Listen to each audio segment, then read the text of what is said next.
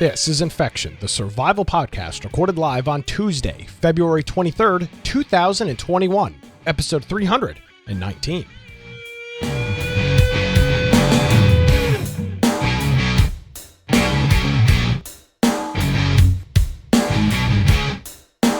Hello, ladies and gentlemen, boys and girls. Welcome to another episode of Infection, the survival podcast. Infection is your source for the latest information on survival video games.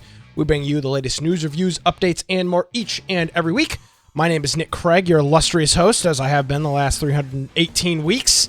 You can follow me on Parler at Nicholas M. Craig, at Nick on Gab. I'm verified, kind of a big deal, but it's fine. You don't have to worry about that. You can also check out our website, infectionpodcast.com. I could not do this alone because there would be no prep. And for other reasons, talking for 2 hours. I remember, Brian, you were like, you had the flu or something one week, so you did like half the show. And I was like, I couldn't really talk, yeah. I could do the second half, and I was like, I got 20 minutes in, I was like, 2 hours is a long time to talk. There's no breaks, no commercials. There's none of that. Yeah. So, hello, Mr. Brian. Yeah, I remember that too, because I was like, if I talk too long, like I start coughing and then my throat just gives out. So I was interjecting every once in a while, and then you were pretty much carrying the show. So yeah, it's like that episode of SpongeBob where Patrick's in Sandy's thing and he can't breathe, and his yeah, you know when they go into air. Yeah, exactly. That's exactly that was me doing the show. I'm a big fan of SpongeBob. It's a great show. I was watching, was it Finding Nemo? That's what it was. And there was this part kind of an overrated movie. I'm just my perspective. Well, but there was a part that kind of caught my attention because he's underwater, or he goes up to yell because his kid's missing or whatever. And he goes above the air. He's yelling. Don't spoil it. Well, then he dips under the water for a second. It takes a big breath, and he goes back in the air. I just thought it was kind of funny, the twist. Don't spoil Finding Nemo, even though it's been out for... Well, he never finds him. Don't worry. I'm trying to remember. I don't remember the last time I saw. I don't honestly know if I remember how Finding Nemo even ends. To be perfectly honest, it's been probably 15 years since I've seen it. Well, there you go. Yeah. They. I thought it was entertaining. Wait, so what happens out? Does he find the kid at the end? I know they touch the butt at some point, but they find it. So the kid's in like some fish tank somewhere, right? Oh, in the dentist office. Yeah, so he reaches in. Okay. Yes.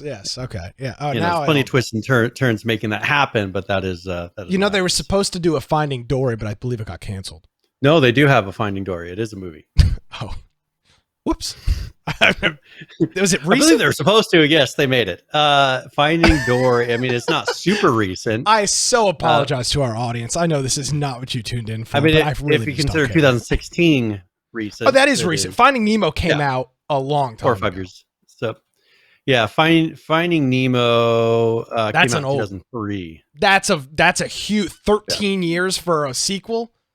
Yeah. That's damn. All right. Well, got that out of the way. Mr. Brian, outside of watching Disney movies, where can people find you on the internet? Well, of course, if you want to find me, now you can find me at Brian Aldridge on Parler and on Gab. And I'm on some other things too under different names. Or you can go to my website, biteoftech.com. Also, if you just go to infectionpodcast.com, check out on the right-hand side there, join our server on Discord. And that's the easy way to pretty much connect up with Nick and I. If you jump into our Discord, there's a news channel. If you want to submit a news topic, perhaps there's a game we're not covering, perhaps there's a topic that came up that week you think is important for us to talk about, just go toss that in the news channel and we will cover it in the next upcoming episode. Now, if you join our Steam group, you get a notification before the live show starts. So you just be a member of that, have Steam open, and then Tuesdays, or if we change the day even, get a little notice. If you happen to be sitting at your computer, you can come and join us. Then we have the YouTube channel for this, which we upload to and stream live to, so you're more than welcome to check that out. We have Twitch, which we stream live to, and then BitChute and DLive for video. But if you want to check out our pre and post show, we have our podcast extras, which is in there that Judd does for us. And then the audio only forms, which is the podcast form of the show, is at the lower right hand side. There's a lot of different services to use for that. So regardless of whether you want to do it on a computer, a phone, whatever it is, something on there should work for you. And then show notes. Now, for 319 episodes of the show, just click on the episode that you're going to be watching or listening to. There's a player for audio and video right there, and then links for every single topic that we're going to cover. So if you're wanting to listen and not have video, you can just follow along, click on videos as we play them. Very easy and nice to use. Now, if you want to support us, just jump to the support tab. We've got that. Or to infectionpodcast.com/support. Or you can go to amazon.infectionpodcast.com or humble.infectionpodcast.com. And then Prime Gaming, as they call them now, subs as well. And we'll be coming up with some other ways. I don't know if you want to discuss that. We do, and we've got a new service on the board this week. And there's still a whole bunch of cool features on it that I haven't really unlocked yet, but we are now on integrated. Subscribestar. So subscribestar.com/infection podcast. We'll get a link on our site for that here soon, but subscribestar.com/infection podcast. If you want to subscribe on this, you click the subscribe button, you create an account, and I've got it set to $5. You can change it. But that's what I've got it set to be the Twitch, the similar thing to the Twitch Prime sub thing. I'm also going to post the episodes on there for anybody that does subscribe, and then we're working on our Discord notifications and whatnot so we can get all that stuff set up. So if I know there won't be a huge group of people that do, and I'll just say up front, we're not posting extra content on it. I've made it very clear that this is an alternative. It's an alternative to Twitch if you feel so inclined to do so. There's no bonus content. At least at this point. If it goes really well, maybe. But as of right now, it's literally just a support thing. Nothing more. Don't feel inclined to do so. If you've got any questions about it, shoot me a message on Discord and we'll get it squared away. So subscribestar.com/infection podcast.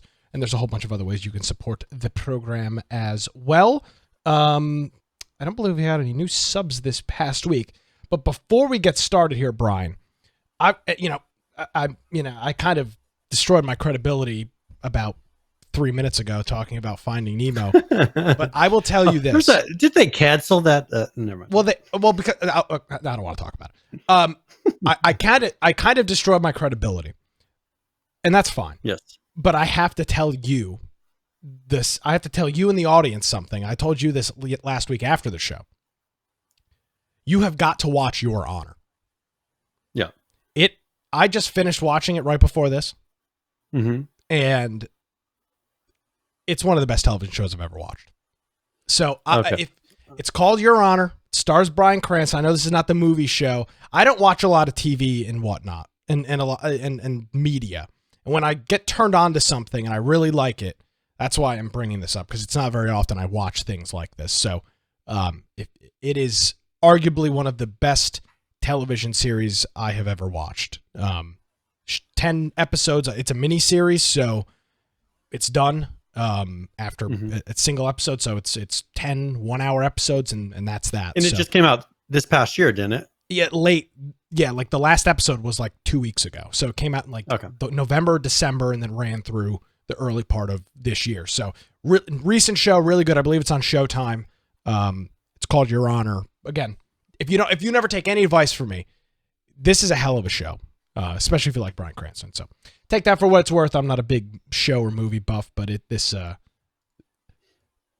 as I was getting ready for the show, I was like, damn, still thinking about the show. So it was good stuff. Good.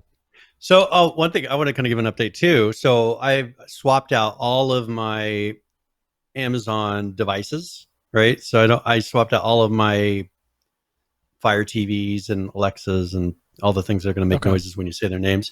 And I switched over to the Rokus.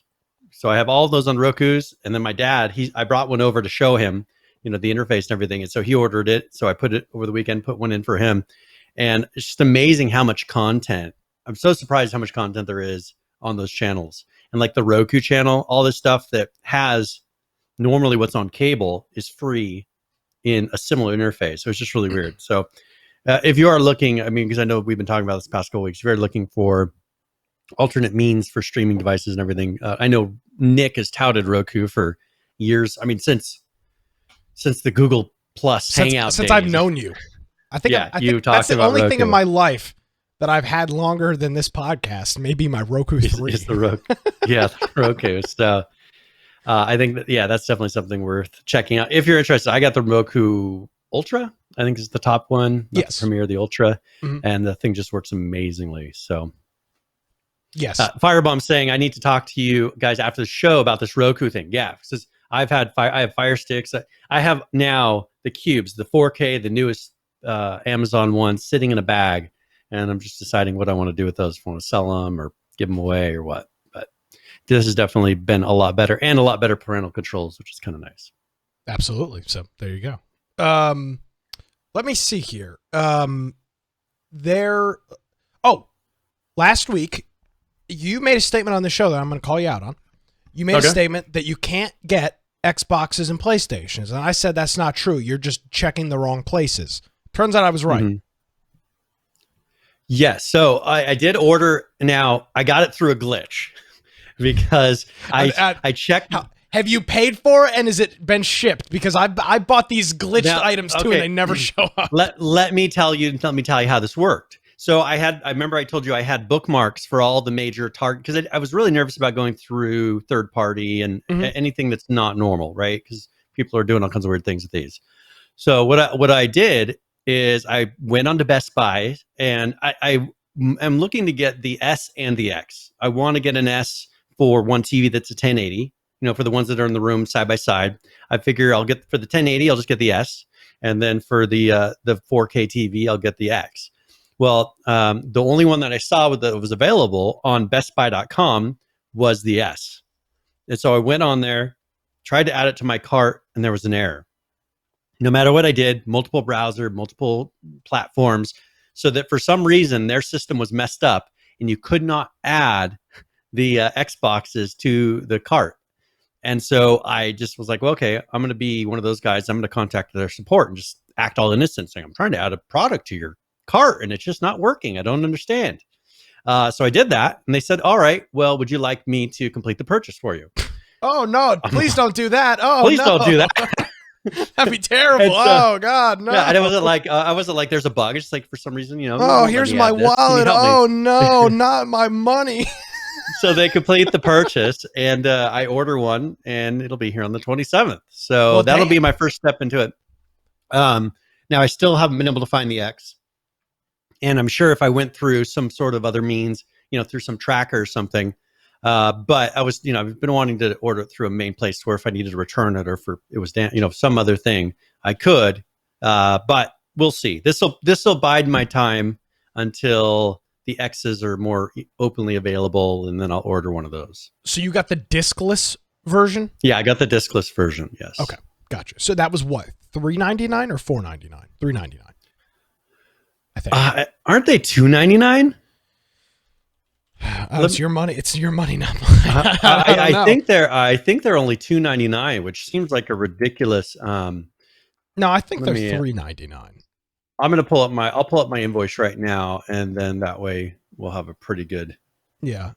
So they are available. You just have to kind of get lucky. There are a couple of good Twitter accounts if you use Twitter. IGN Deals, Cheap Ass Gamer post when they are restocked. So they are available for that. Yeah. And so I would just encourage you, if you are looking for this, I don't know if they're available right now. You get you're right. $299. Okay. Yeah. Okay. So, that's a really good price for a new console. And I figured, why not? This will bide me or hold me over until I can get the one that I want. I just found an interesting thing on Microsoft's website. Did you know you can finance the Xbox? Yeah, you can. Yes. Seems kind of odd. If you're in a situation where you have to finance the console, I guess I understand. So this is interesting though. So it's $25 a month, and you think, okay, that's like what, like an Aaron's or a Rent-A-Center, but you also get Xbox Live Game Pass Ultimate with it. How much is Game Pass Ultimate normally? Isn't it normally like $15? Yeah. So that's a pretty good deal. So they're it's still not a good deal. You're stupid if you finance it, in my personal opinion. But I'm saying at least they're giving you a little extra for it. Yeah, that's I didn't even know that was a feature that they offered. So yeah, I've seen it kind of listed there and hinted at, but do you get to keep it? I assume you get to keep it after. Yeah, it's just a pay to own. Yeah, I was saying that would suck. You pay for it, and then they send the Xbox man to your house to repo your Xbox. That's interesting. That really just shows that the console isn't the moneymaker. It's the extra things and whatnot that they sell on top of it. So that's exciting. You'll get that. You said what? This weekend, The 27th. Yeah. So okay. just under a week. So that'll be cool. Look forward to getting a little bit of firsthand news from that. It is pretty funny though, Brian. I don't believe I've ever seen a console launch like this where it just really doesn't matter. Like it's not even that people don't want it. It's just they're making every single game for the last gen, and games that are coming out later this year, like Xbox One. And that's why Xbox, I'm not really PS4. that worked up. That's why I'm not really worked up about getting the lower model, because it's going to be the one I'm replacing is Terra's Xbox One, the original, not the S or the X, the original, the VCR looking box. Yes. That's what we're replacing. I So love it. it's going to seem night and day different, better than what that thing, even though it's the lowest model. So this will be fine. This will hold me over. It'll let me kind of check it out, see what I like about it, see what I don't. And then I can't imagine how much longer this total lack of why in the world would what's this 3-4 months later they're still impossible to get. It's just the only time I've ever seen anything like this. But you're wrong. They're not impossible to get. I got it because it was a bug in their shopping cart is the only reason. But I've told you this multiple times. You can get it from these sites. If you just follow a Twitter account, they'll say, hey, they're restocking at 10 a.m. If you know exactly when to go there, you can just go and you click it right at that moment. Yeah. So it's not. It's just weird. I mean, you can't just go to Walmart and be like, hey, I want to buy an Xbox. Or you can't go down to Best Buy and say, hey, I want an Xbox and just get one. That's correct. The first time I've ever seen it like this far away from the launch. Yes, I will agree with you on that. It all comes down to there is a huge silicon shortage that's plaguing. That's why that's not the only reason, but that's why there's no CPUs. That's why there's no GPUs. There's no silicone. That's that from what I've been reading and watching on different tech channels. Even I was reading a thing yesterday, Brian. Car manufacturers are having issues because all of their, you buy this fancy new car and it's got this big old, entertainment system looking thing in it. Yep.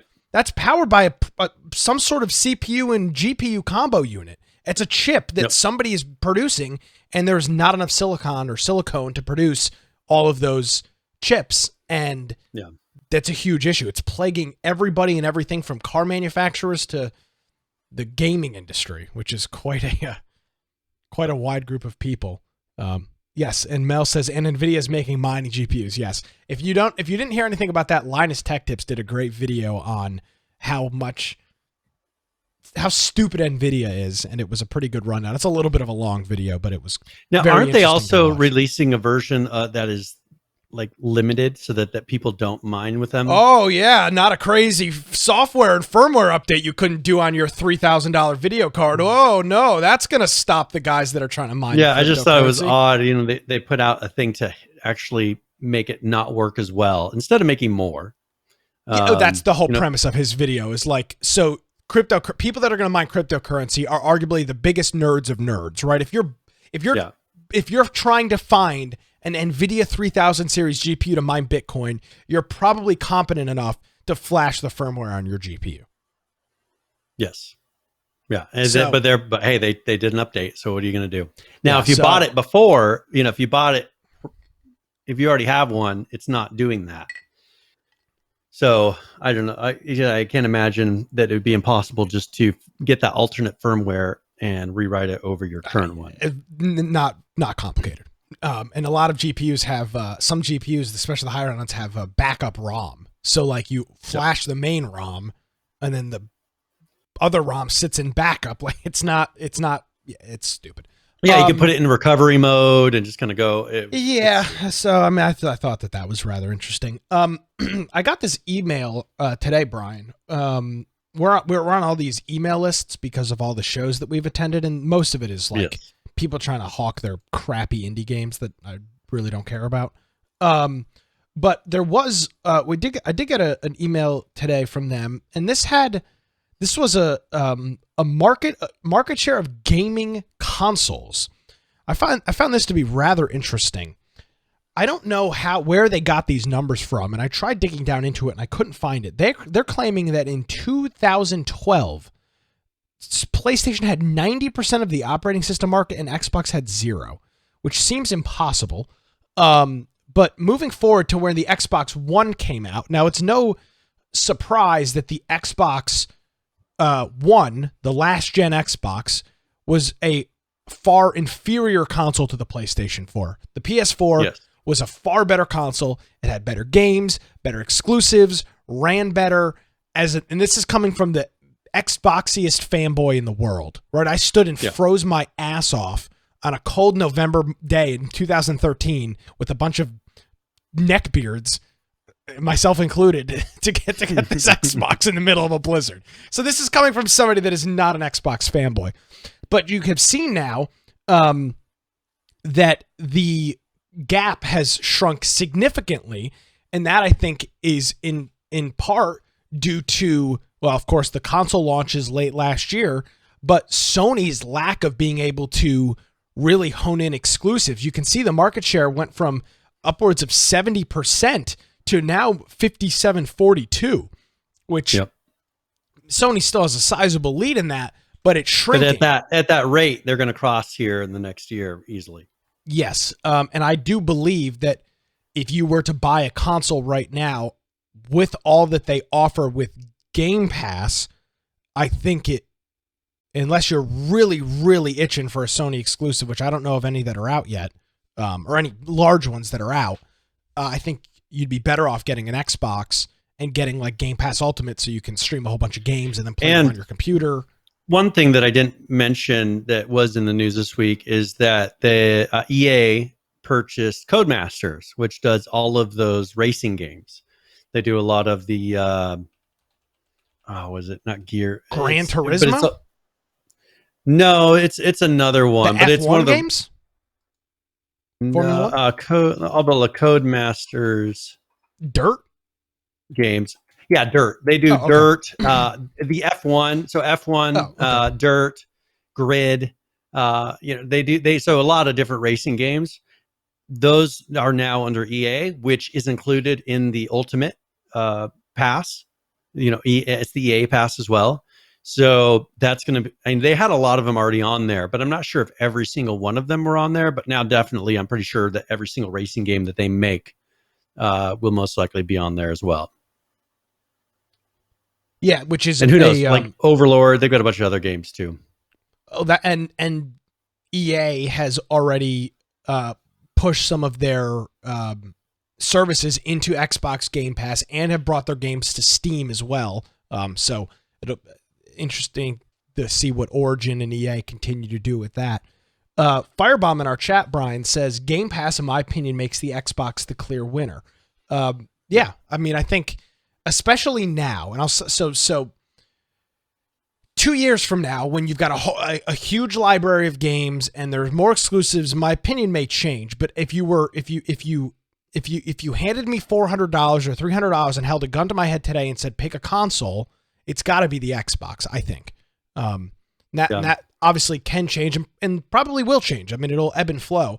I know that they announced a new Ratchet and Clank on the PlayStation 5, which pisses me off because it's my favorite game series ever, and now I'm going to have to go buy a stupid PlayStation 5 to play. But they will eventually, I'm sure, come to PC because almost all of the exclusives now have been coming to PC. Sony, though. But Sony's been doing it too. The last, not The Last of Us, what's the God one? No, it's another zombie apocalypse. Days Gone. Days Gone is now coming to PC, and that was a PlayStation exclusive. It seems like they're now starting to get on the train of, all right, we have the certain timeline that we're letting pass, a year or whatever, and then they're rolling them out to PC. So I think that those exclusives are kind of going to go away because they realize, well, generally we've sold how many we're going to sell on console. Then we open it up to PC and you get a whole new market. So that's been working, and it kind of caters to those who maybe are on Xbox but still want to play some of these games a little bit later. Head Neophyte says, I don't know how many people are like me. I'm a social gamer, and most of my gamer friends are on Sony, so I'm stuck with Sony unless I want to play with strangers. Now, that is a huge part of it as well. Yes. So I guess my question to you, Head Neophyte, would be, are your gamer friends, have they already purchased PS5s, or can you maybe lead the charge and purchase an Xbox and convince them? Because I was in the same way with the Xbox 360. After that when the Xbox One came out, a bunch of my friends got PS4s, and I was over here with my lonesome VCR and my, my Gears of War and my Halo and chatting with random people on Xbox Live because only like 2 of my friends picked up Xbox Ones because when that launched, it was a disaster. There was literally no games. There was Sunset Overdrive, which was a crappy game that Insomniac made. There was that crappy Medieval Times game, and then a crappy racing game were like the only 3 titles that were exclusives. And then, of course, like my 17th copy of GTA 5 that I bought. So yeah, it is interesting to see that. And Head Neophyte says 2 of his friends already have PS5s. Well, then I guess you're get a PlayStation. Then I guess if you're not going to be able to convince them over. Bingo, boom, shakalaka. But I do think that those things will continue. I do think that gap will shrink, and I would guess that as it sits right now, Microsoft will probably win this next generation of console wars because of their behavior in purchasing companies. They're owning. They just own. They're going to own everything. There'll be nothing left to own. So they're like the Tencent of America, maybe. I mean, that's pretty much what it seems like. Purchasing all these companies. I mean, Tencent now they do it through the government and force people to. Well, that's allow okay. Them That's if they want access to that country. You don't think so? If they want access to China, they have to go through one of the. Well, yes, but for example, when they bought there's only a couple of them. But they bought the Conan team. That wasn't the Chinese government. I don't think sent them out to Norway or whatever country they offer them and buy them. But if they want to sell in China, if they have a product they want to sell in China, they are required to make an agreement with one of these companies. Yes, that I will agree. It usually includes them getting a partial stake in the company. That's why they have so many stakes in all these companies, is because they have to allow them to do that if they want to sell in China. So that's true. That's been happening. And so I don't know. I mean, that's Microsoft is kind of the similar way. They're getting a piece of pretty much every single company, just to get them in the Game Pass, not to get them in China, but get them in the Game Pass, which is it's working out well. I want to thank our friend Donnie for hitting us up with the resubscription here on Twitch. And by the way, after last week's show, Brian, or was it 2 weeks ago? We talked about a game called Survival Lost Way. He streamed that game. I actually watched it. It was a good live stream. And now somehow he has become the moderator of their Discord server. Perfect. So Donnie, I'm not sure what you did to get in on all of that, but he is now the moderator of their Discord server. I jumped in there the other day and I was like, Donnie Grimes. I was like, that can't be Donnie. And I looked and I was like, oh my God, it is. So he's running their Discord. So Perfect. That's cool. If you want to go check that out, you can go and do that. We'll talk more about that game when we get some more news.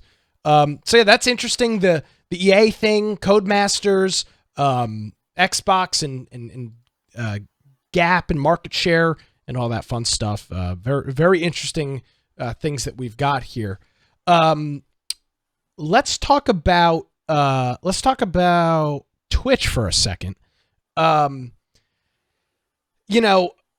of the biggest issues with online music originally, Brian, was Metallica. They were one of the heavy bands that went after piracy.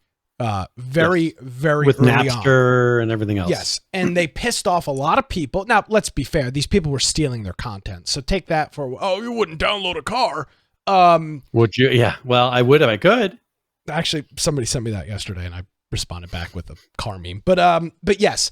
But nevertheless, they were very aggressive on trying to protect their intellectual property, which, courts look at as okay. That's why you should be able to hold your property because you're willing to enforce it. Nevertheless. So there was a BlizzCon was this past weekend, and their Metallica did kind of normally at these big conventions, right? They have a huge stage and they have a band come out and play. Well, obviously, BlizzCon is remote because of COVID, so they had Metallica do a little ditty in their garage. So they played about 10 seconds of, I believe it, I don't know what song. It was like Whiskey in the Jar or one of a popular Metallica song. So it started off like this, and then Twitch did a switcheroo on the audio. And I don't know if anybody's heard this, but the audio switch here is quite laughable. It's epic. Oh, hold on a second. Why is this not playing? Twitch isn't going to let you play it. They're just Oh gonna no! not let you do it. This may be the end for us. No, I have my browser tab muted because I'm a smart show host. But so, here we go. For whom the bell tolls.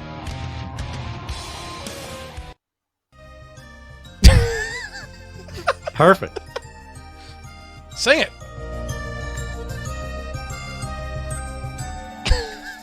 Dun-dun. Dun-dun-dun-dun-dun-dun. So, it appears that Twitch did not get the proper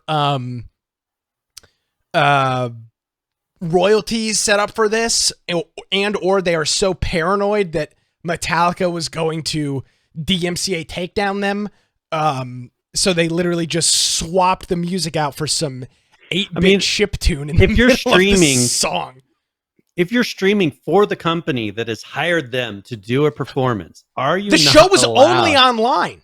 This was only a web show. Like, this did not exist anywhere else but the internet.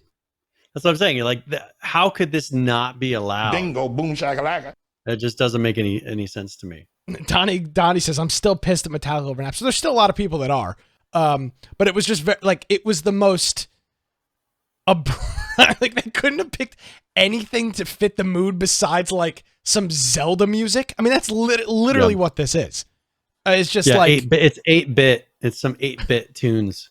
Yeah, I mean, it's literally 8-bit chiptune. I feel like I'm playing Ocarina of Time. Perfect. I mean, come on. Like, that's our new intro music.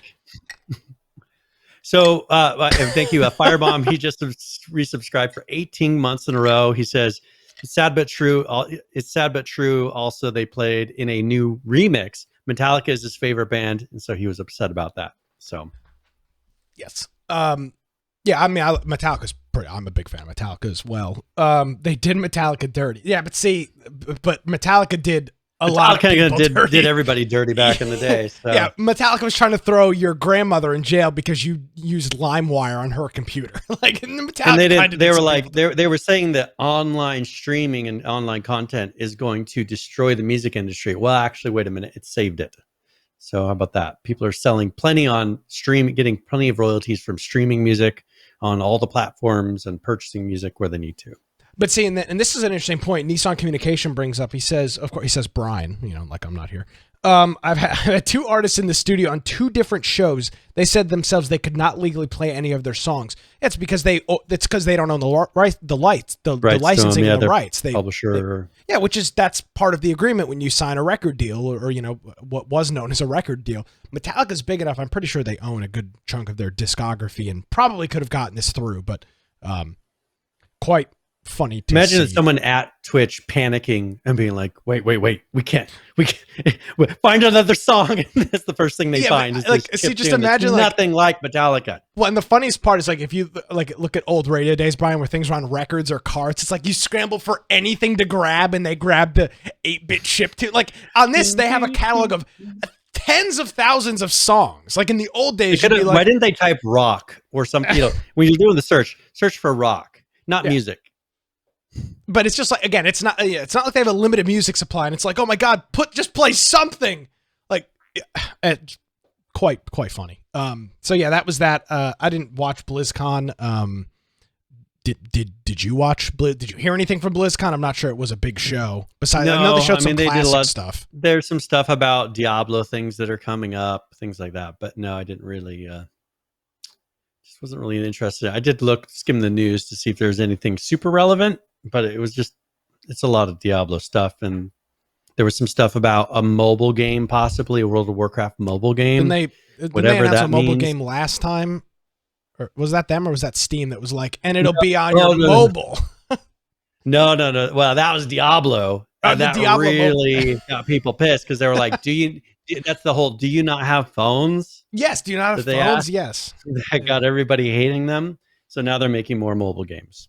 So... But they're not saying everybody already has World of Warcraft, so they can't really get that medal. Yeah, Diablo. Firebomb says Diablo Immortal Mobile was the one that everybody got pissed out. Yeah, and they're remastering Diablo 2. I don't think Diablo Immortal ever did come out. I don't remember it ever. I remember it was just like, look at these idiots, and then I don't believe I heard anything else since then. Yeah, So people were pretty pissed about it. So that was a couple years ago, like at least 3 years. the Diablo Immortal release date. Supposedly at BlizzCon, it says it rose from the ashes this year. So maybe, so maybe they're actually going to release it. I'm trying to see if they have a date because they have a website. You go to DiabloImmortal.com. You can pre-register. It's going to be on iPhone, iPad, Android. Oh, so they're still making it, but it's not going to arrive probably until 2022. Wait. I take that back. 20. Overwatch 2 and Diablo 4 are unlikely to arrive until 2022. I'm trying to see.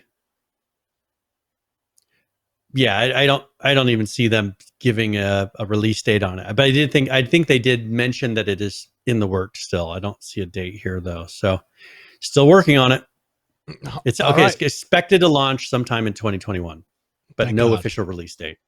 Well, we'll I know we'll keep all of our audience who I know is just chomping at the bit to get updates on that. We'll keep you up to date on the latest with Diablo whatever on mobile. Yeah. Let's talk about Stadia for a second. I don't know what is going on here, Brian, with the news and everything is a class action lawsuit. You're class actioning this. I think I'm going to class action lawsuit my cat. Maybe that's an approach. Maybe I'll class action lawsuit you. I mean, I don't know. Hey, come up with something good. I mean, it's literally everything. So a new class action lawsuit has been filed by some lady named Jacqueline something or other. Jacqueline Shepard is her name. And she's launching it against Stadia for unfair and deceptive trade practices. This is coming from the claim that Stadia would run at 4K and perform better than the Xbox One X and PS4 Pro, which are the last generation highest end consoles that they made. So it's a 42-page lawsuit. There'll be a link in the show notes to it of Shepard versus Google LLC. She's also suing Bungie and id Software, which isn't id now owned by Microsoft? I think they are. So I think they are. Yeah, because it is Bethesda. Yeah, they are. Bethesda is Microsoft. Bethesda is owned by Microsoft. So she's suing Google, Bungie, which I think Bungie is owned by Microsoft as well. So she's suing Google and Microsoft, two of the largest tech companies in the world. Over misleading claims. There are a bunch of people that are saying that the capacity and the ability for Stadia to be able to run the games at 4K 60 was not the case. They did claim that. They did claim that originally, saying, "Oh, you can play all these games on 4K 60 frames per second." Then they had to roll that back to 1080p at 60 frames, or you could upsample. So they're pretty much 1080p scaling up to 2160 and 4K. Yes. But really, they're not actual 4K. Yeah. The claim says that Doom, and that there's literally a Doom tweet still from March of 2019 that claims it. Yep. It says it wrongfully generated millions of dollars of revenue as a result of the I don't know anybody that bought. I don't think Doom made millions of dollars on Stadia. I think that's not gonna. The funniest thing about this is that it could come out that they made like literally $0 on Stadia because, first of all, nobody has it and nobody's gonna play Doom on it. Which, by the way, I still need to play. Doom Eternal. That's one thing I think people don't always realize that sometimes, even with these big. Because that's one thing that I was kind of surprised about with doing the Hangout Canopy thing is we had an index of every single Hangout happening. And you just figured, there's got to be thousands of thousands. No, we had an index of every single public Hangout happening at that point in time. And there wasn't really that many happening. And you would just figure, it's Google and everyone knows about this. There'd be a ton. Some of these products, I think people would be surprised. Sometimes some of these products, even with AAA companies, don't have a ton of people using certain things at times. Yes. Especially Stadia. You can have millions of people that know about it, but if you got 5 people using it, and we see that with games especially when you do some of these game numbers, like it's one of the top games, in the area, yet they got 100 people playing right now. Yeah. Well, I mean, I'll say this. I don't know a single person that has even tried Stadia. And I know, and we are we've got like 500 people in our Discord. and I'm in a whole bunch of other Discords with people. I don't know a single. I've never had anybody say, "Hey, I'm playing this on Stadia." I've heard literally nothing. Like, and I'm not just being a basic whack going, literally. No, I don't know anybody that has even attempted to play Stadia. I did play it very early on before it was called Stadia with Assassin's Creed, but that was almost 2 years ago. So the claim also, this is a funny part about Bungie, is that Bungie knew or should have known that Google was making misleading statements about Stadia Pro. So I don't foresee this to go anywhere. I don't believe Miss Jacqueline Shepard is going to be able to sue and successfully sue Google, Bungie, and id Software. Yeah. So yeah, again, these are so boring because this was filed back in October of last year, and it has just finally been transferred to a federal court. So we likely won't hear anything on this for months, if not years. But you heard it here first, ladies and gentlemen. Another lawsuit against another gaming company, another class action. It's just kind of getting lame, right? Let's continue this because there are some more lawsuits and class action things. Great, I look forward to it. So with Epic, they did settle a class action lawsuit regarding loot boxes. Oh my God!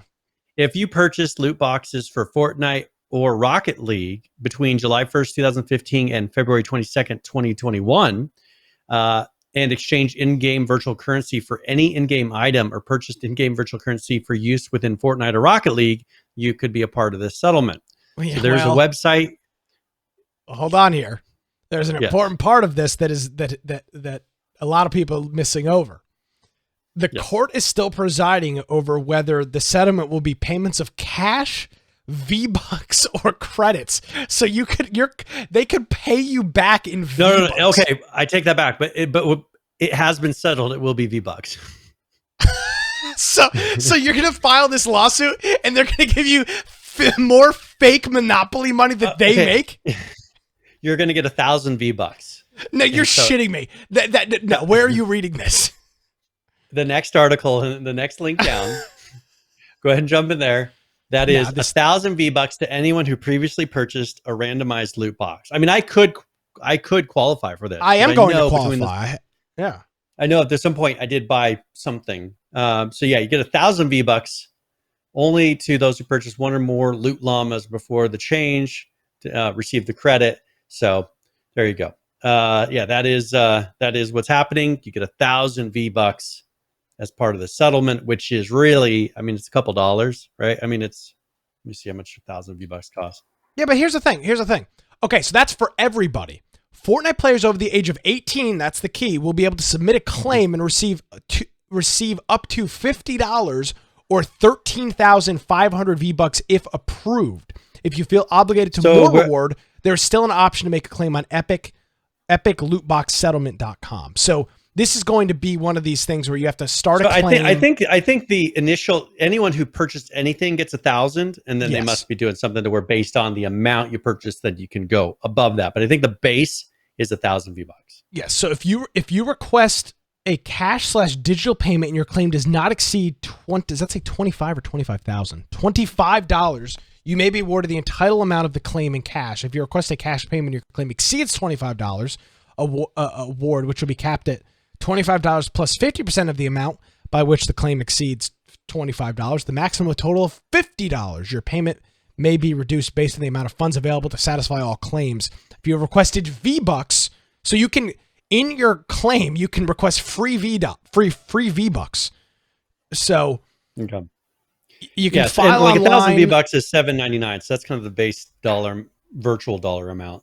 So now I've bought some stuff in Rocket League and Fortnite. I'm not going to.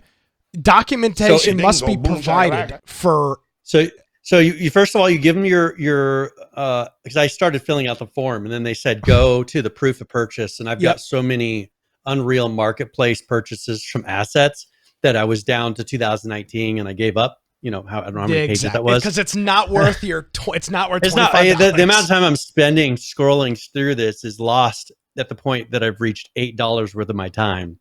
So I figured it's done.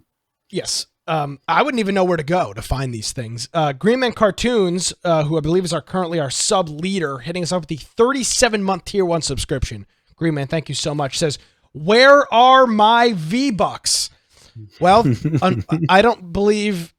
Is this a U.S. only? Yes, it is. So I'm sorry. If you do not reside in the United States, you are not eligible to participate in the settlement. So Green Man, you and your brother, I apologize. You are unable to make this claim.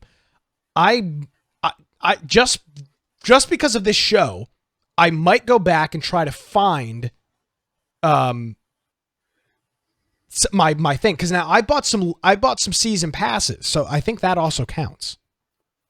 I don't know. Yeah, because usually when you do those, you get V-Bucks. So I don't know. It says if between the dates of July 1st, 2015 and February 22nd, 2021, so like yesterday, played those games and exchanged in-game virtual currency for any in-game item or purchased in-game virtual currency for use within Fortnite or Rocket League, you might be I just purchased a bunch because I messed up with one of my son's accounts. Like I accidentally credited, because I had 2 windows, because I had to like send him V-Bucks to his account, for him to redeem. And yes. I pasted it in the wrong browser window because I had Chrome over here and then another one over here.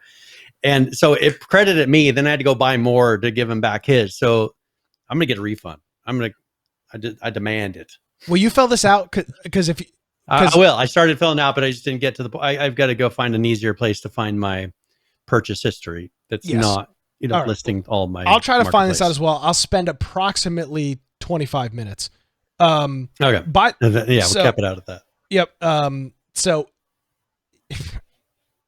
yeah, I mean, this will be another one of these like Equifax ones where you get 11 cents or free. Yeah, I never did get anything from that. No, of course not, because you and 300 million other people submitted a claim and there was no money left. No. The stamp to send out the notice would have cost more than what you would have purchased. Or what I did get good money on that AMD class action lawsuit. I got like $70 because I had 2 AMD processors, the AMD FX series processors. I did get a check from that, so that one didn't work out. And that showed up like multiple years later. I was like, what the heck? I was living at home at the time. My father was like, you got something from AMD. And I was like, AMD? I don't even have an AMD computer anymore. And I was like, oh my God, $62. Let's go get some ice cream or something. Like, this is fantastic. Years later. So, heading over to, I guarantee you on my Nintendo account has $100+ spent on Fortnite. Well, I mean, you better head to, not a sponsor, but epiclootboxsettlement.com. There'll be a link in the show notes. Yep. Heading over says 5 lawyers will spend $40 million and then 4 million people will split the remaining 500,000. Exactly. Yep. Congratulations. So that's how that's going to work. Originally, I thought this was a meme. It turns out it's not. It's real. Yeah. And this has to do with it being illegal for gambling in many municipalities and states. Now, let's be clear. A court did not rule on this. They settled. Epic and this group settled. Because they don't want a court. You do not want a court ruling, because then that becomes precedent. And you can settle outside of court. Yes. It doesn't become precedent, and then you are not held to this in the future. Yeah. And this will be You're just saying, sorry for what we did in the past, but we're going to continue doing it. Have a nice day. And for Epic, this was a good decision to make, because they're literally giving you they're giving you free virtual dollars that they can make unlimited. Fake money to buy fake things in a fake game. To be fair, Brian, it's not much different than our current U.S. monetary policy, where we just print fake money too. So I mean, it's not really that much difference. That's the thing too. Is we went to, because my wife got her her official name change and everything. So we went down to the bank, and they're like, "Well, we don't tend to Mrs. Aldridge give out." Yes, so now she's Mrs. Aldridge. Nice. They were saying, "Well, we don't tend to give out debit cards anymore. We want people to go virtual." And they want you to add all your stuff. I mean, a debit card is already virtual for the most part, but they're like, "We don't even want to give you a debit card anymore. We want you to put it on Google Pay or Apple Pay." Oh, absolutely. I'm like, no, I'm not about to put it. You want me to put something more under Apple or Google? I'm getting away from these companies, and then you're trying to pull me back in. No, we got a debit card. Nah, I paid at Walmart today with my debit card on my phone. Oh, yeah, you're falling into the system. They'll be at your door next. I did buy paintbrushes. I bought my Chinese paintbrushes at Walmart for $3. Now Google will track you and say, "Oh, that's a nice purchase." Well, that's fun. Or Microsoft, whoever. Yeah, who cares? So there's another one. There's Okay. another one that's not linked to the exact same lawsuit, but it has to do with the Epic Apple battle.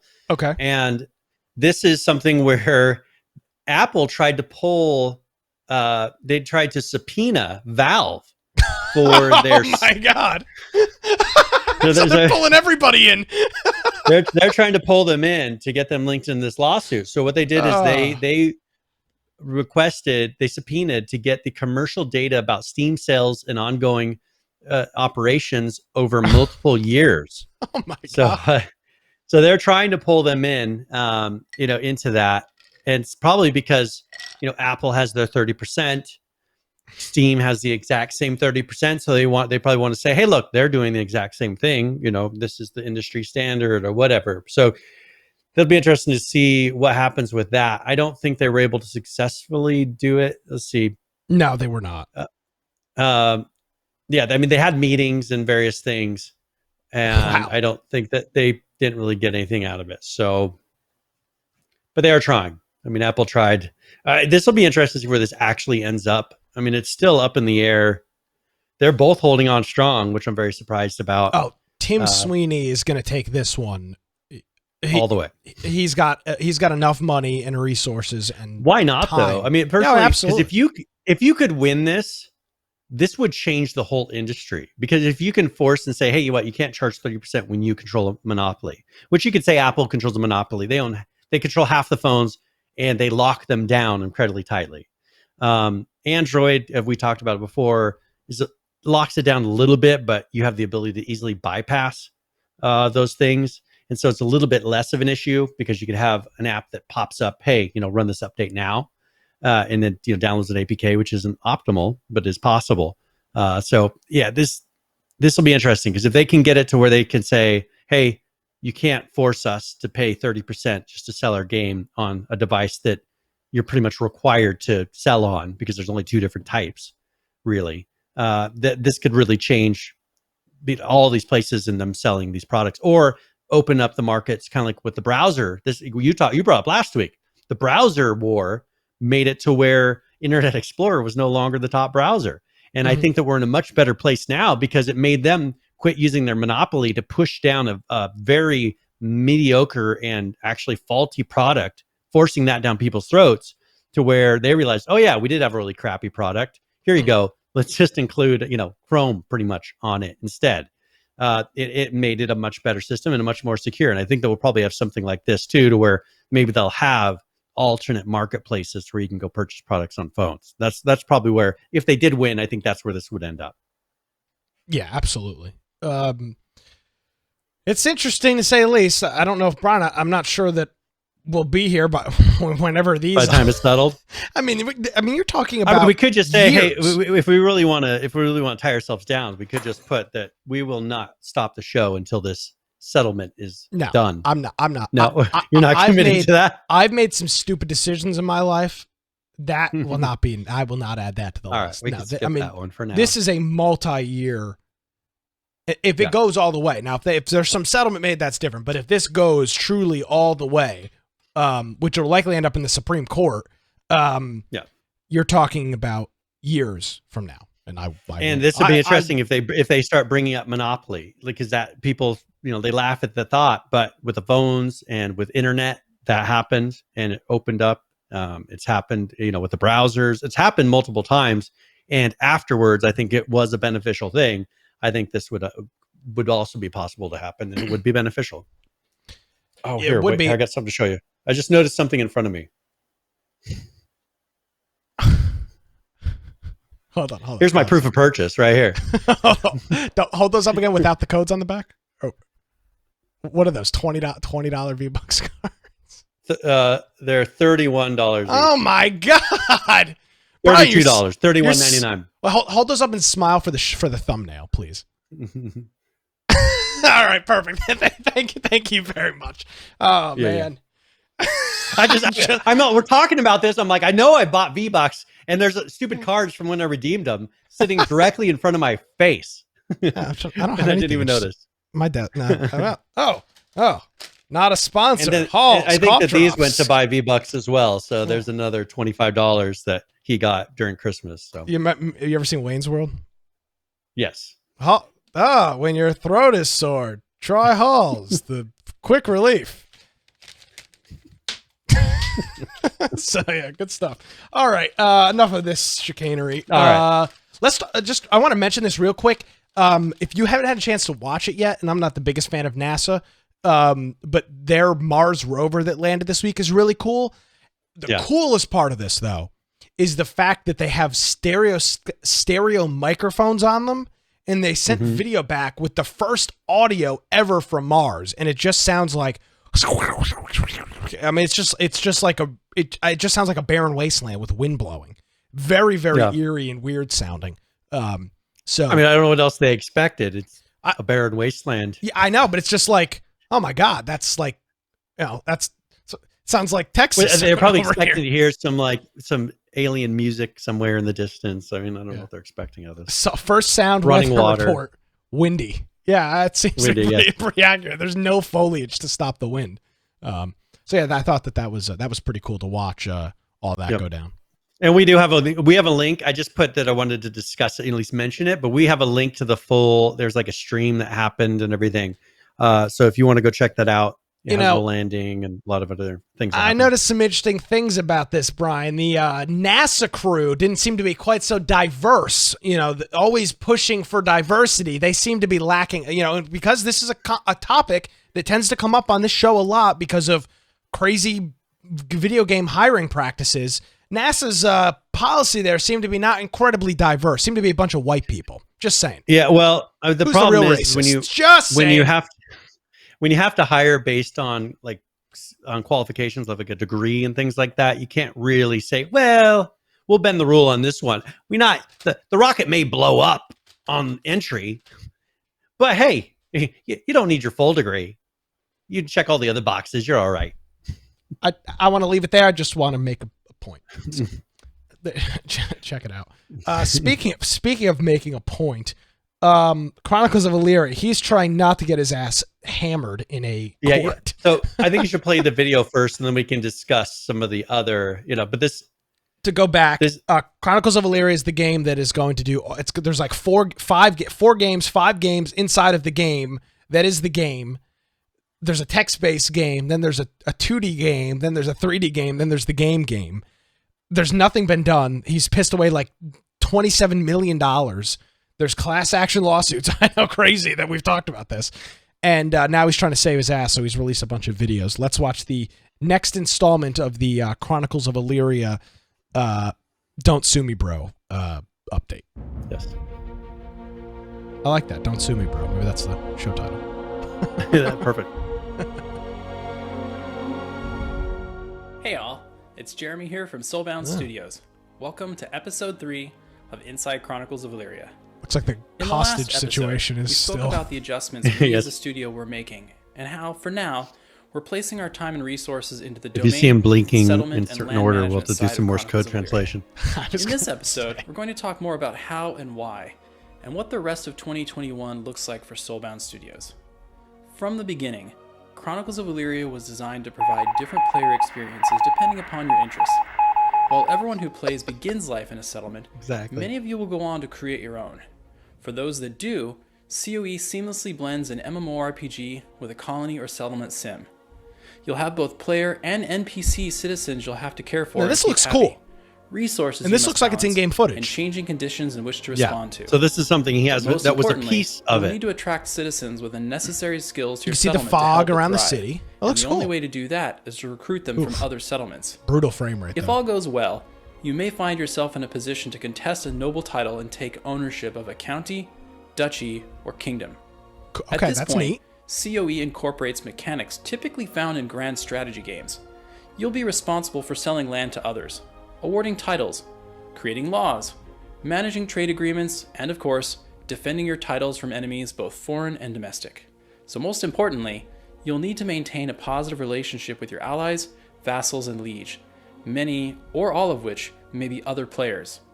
While the integrated colony sim and grand strategy mechanics are there as a layer on top of the MMORPG, we've always been passionate about ensuring they're fun in their own right. The engagement created through player-run settlements and the conflict created through player-run domains is a key part of what makes CoE more than a theme park or sandbox MMO, and we want to make sure we get it right. So we've long planned to test these mechanics through an isolated user experience called Kingdoms of Elyria, giving us an opportunity for early player feedback and iteration. And while we've explored options for using a simple web-based interface or something more robust for the front end, the back end has always been the same used for the rest of CoE. This concept of same gameplay mechanics and server code, different user experience, is vital to our strategy going forward and leads us to the next step in our roadmap toward completing Chronicles of Elyria. With that in mind, I'm pleased to reveal that Kingdoms of Elyria is moving from a test-only platform to a fully fledged standalone product, which, being an existing backer reward for Chronicles of Elyria, is being provided free for all CoE backers with an Illyrian pledge package or higher, regardless of whether you pledge your support through Kickstarter or our website. And I can't stress this enough. Development on Kingdoms of Elyria doesn't prevent development on CoE. Quite the opposite. They're the same. All engineering work and design decisions feed directly into CoE's development and is a necessary step in bringing both aspects of the game together. The systems we're creating in Kingdoms of Elyria will be integrated with CoE later down the line, meaning this release provides an opportunity to experience part of Chronicles of Elyria now. Being built with a Unity front end and our proprietary back end, the Soulborn engine, it will include an offline experience as well as a set of persistent online worlds supporting up to 5,000 players on a server, each governing a settlement, 5,000 players. What is this, duchy, Atlas? or kingdom. Interestingly, Yeah. our need to use the 5,000 same players? code and Give me a mechanics break. as the rest of Chronicles of Elyria leads to some exciting and unique design opportunities, which helps Kingdoms stand apart from the crowd. First, in Kingdoms of Elyria, one of the citizens is you. You'll navigate your player's citizen around your settlement and world map to gather resources, interact with buildings and other citizens, sign agreements with neighboring aristocrats, and more. This is an especially dangerous element of the game, because whether your player's citizen dies in a hunting accident, en route to another settlement, or stabbed in the back at a local tavern, if your player's citizen dies and you don't have an heir, your game's over and you'll need to start again. Second, although citizens of your settlement are all NPCs in Kingdoms, you won't be able to click on a resource or other target and expect them to follow your instructions. You'll need to entice them by way of contracts. If the citizens don't like your offer or simply don't like you, they won't help. Finally, Kingdoms doesn't give you instant access to information.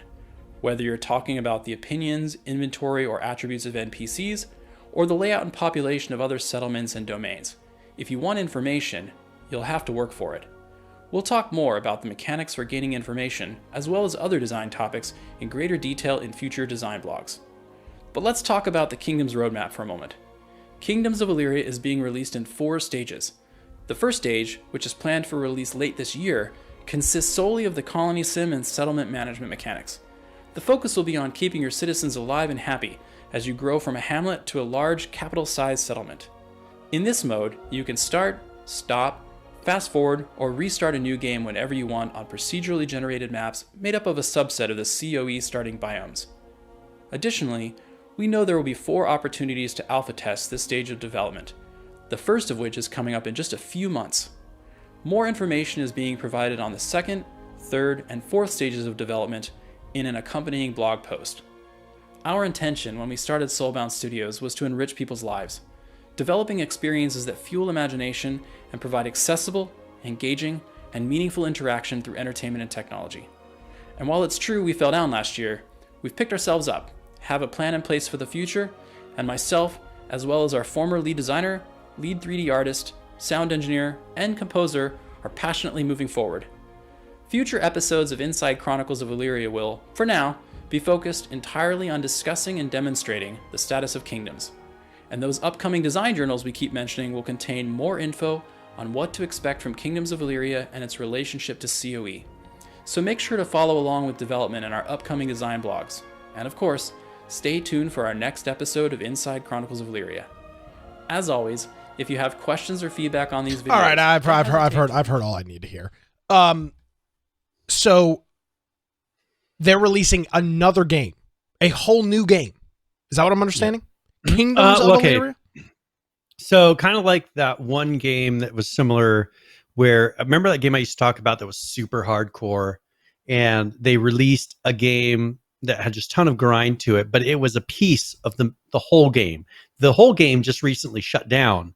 I'm trying to remember the name of it right now. I have no idea what you're talking about. But there was a big game that they did an MMO. They released it years later. I know what you're talking about. I'll find that. And then the MMO just recently announced that they were shutting down, but they're keeping that original piece.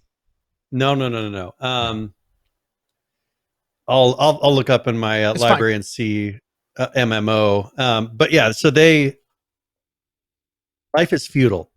Yes, Life is Feudal did something similar where they did a kind of a mini game.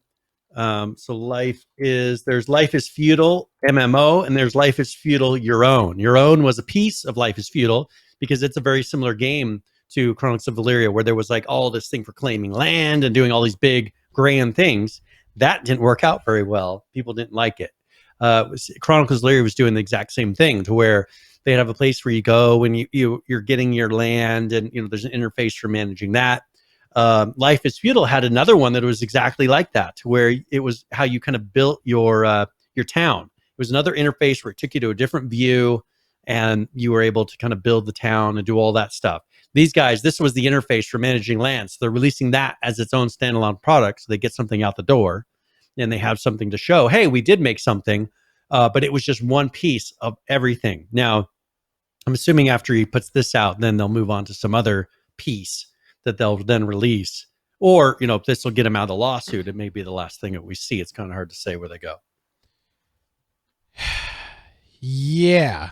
Yeah, it is hard to say. So they're essentially releasing a Civ Rev version of Chrono. That's what Kingdoms of Elyria is. I mean, it's yes. Yeah, I mean, that's what it is. It's a nation builder, essentially. Yes. It's not out yet.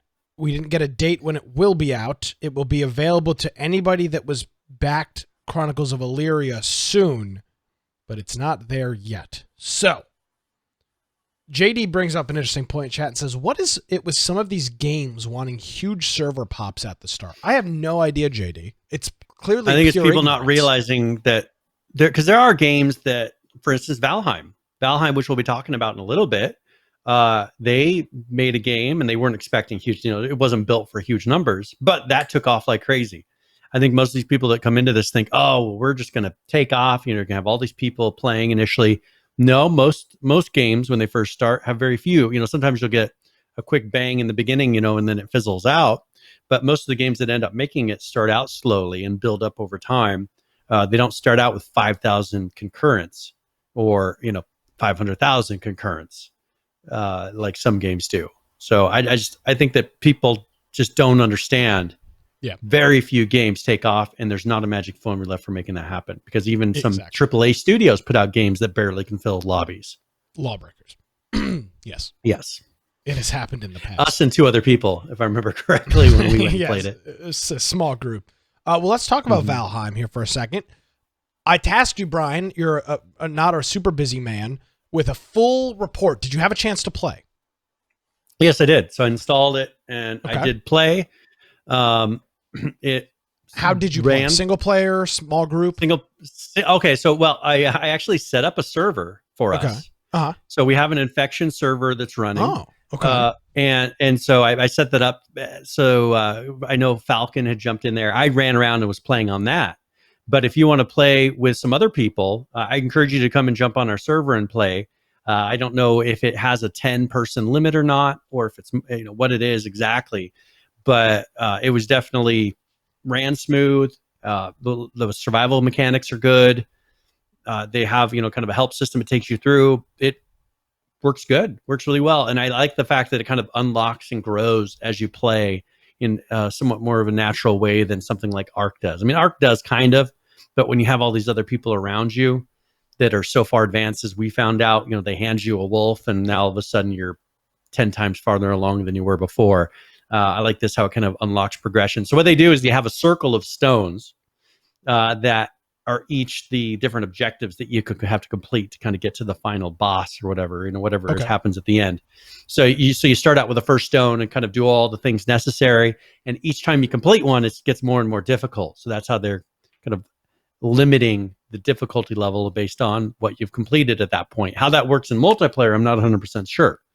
So it'd be interesting to see as multiple people log in how that changes. But the server was easy to set up, much easier than the last couple big games that people know about. Yeah, you had to build one. That's for some reason didn't run. But this one, I was able to get a server up, and he says resources don't respawn. So that might be an issue for multiplayer. I haven't played it yet. I actually haven't purchased it yet. I'm not sure I'm going to. I might at some point. I've played 41 minutes so far of it. Okay. That's about the time I played. Well, you are just one of the 3 million people that have purchased the game so far. They had an all-time peak 2 days ago at 502,000 concurrent players, which is freaking crazy high. There's 400,000, the 24-hour peak is 400,000, and there's 300,000 people playing right now, which puts this the second most played game on Steam right now. Above Dota, above Rust, above Apex, above Destiny, above TF2, above Rocket League, GTA, Ark, Stardew. The only thing higher right now is CSGO, which it almost always is, has got almost 500,000 people playing. Valheim's got damn near 250,000 people playing, and the game is $19. It's got 90,000 reviews on Steam with a 95% positivity rate. I mean, I don't know what to say. I mean, obviously the game is good. I can't speak to it. Green Man says he's got 42 hours in the game. I got 42 minutes. He's got 42 hours. Here we go. It's a bit of time. So everything seems to be going good with that. I did find it. There was an interesting conversation going on our Discord this week, Brian, around Valheim. Our friend Donnie posted something that I found very interesting. He said Valheim was made in Unity. That means two of the best open world sandbox games I've ever played were made in that engine. He says 7 Days to Die and Valheim being the other one. But Rust is also made in Unity, which is a very popular game. So that I found that to be very interesting, Brian, because we give obviously Unreal is the kind of the hot thing to be talking about, and is I think probably the superior engine. Well, it depends what you're doing for different things, and also you got to think of the time when Unreal kind of really started to become feature rich. Unity has been more feature rich for a longer period of time, so a lot of these games that were made a little while ago more likely were made in Unity. I think Unreal hasn't become the dominant engine until recently. So there are aspects of Unity that are good or better when it comes to ease of. I hear that I haven't done it, but I hear programming in Unity is a little bit simpler than it is in Unreal. But I think there are some other issues you would run into. Greenman points out that the voxel stuff, which is kind of like what 7 Days to Die, and the digging system where you can actually dig into the earth and it actually terraforms and all that. That is something that is better in that type of game. That's probably why they would have picked this engine, because voxels work better in Unity. I just found it to be. I hadn't thought about that till Donnie posted that some of and obviously I haven't played Valheim yet, but I played plenty of Rust and I played a boatload of 7 Days to Die, and those two games are on Unity, and this new hot item is on Unity as well. So for everybody that kind of says hey, Unreal is the king and Unity is kind of this preschool engine over here that people make mobile games on. Well, yes, there are plenty of popular mobile games that are made on Unity. I would have to agree with Donnie that some of my favorite survival games are in fact on Unity, not on Unreal. So I found that I just thought that was an interesting thing to bring up, and I'm glad he did, because I hadn't thought about it like that. One thing too is the marketplace for Unity has been around for a long time. Unreal's marketplace has been very barren up until the past year or two. They've really started to expand that and do all the things with giving away the assets.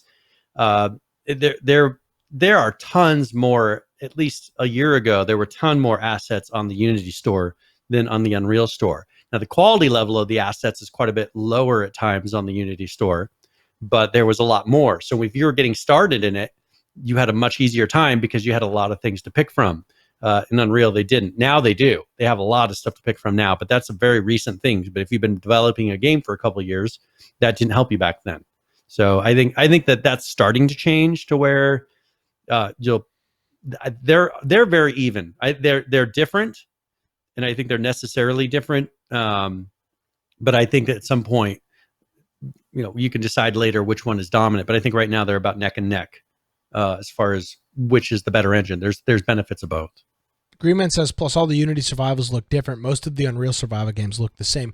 It is pretty interesting. They all go from the survival game kit. It is pretty interesting, though, when you look at a game like, look at what 7 Days to Die was even 2 years ago, and then contrast that with Rust, which is a very pretty game.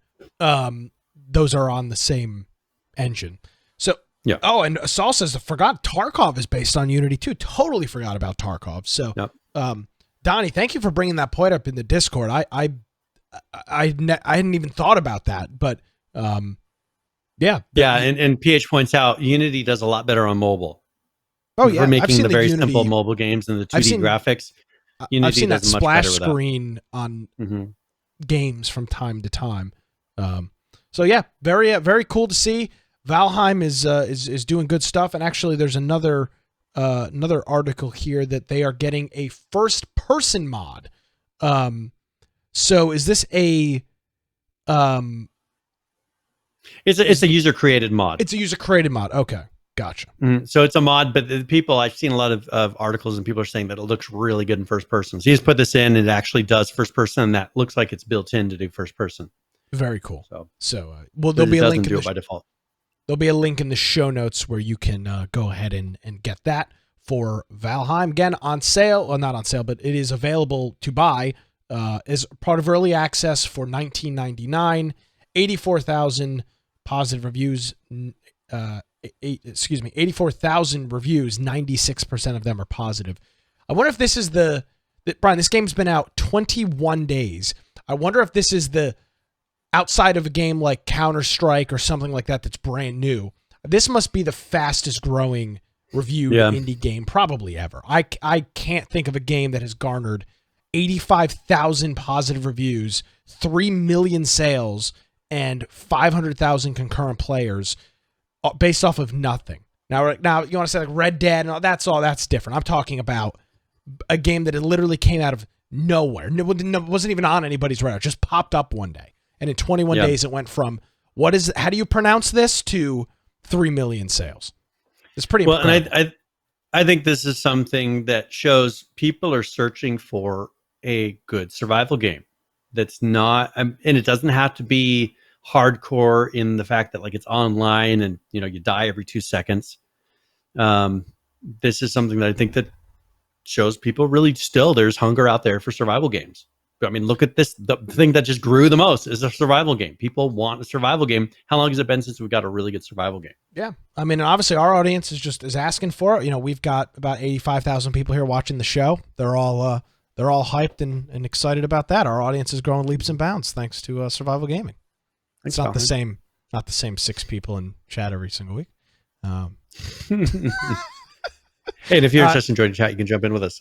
Krennic says, "What about Fall Guys?" Yes, that is Unreal as well. But that kind of makes. So Fall Guys is Unity. Excuse me, Unity. Yeah, that kind of makes sense.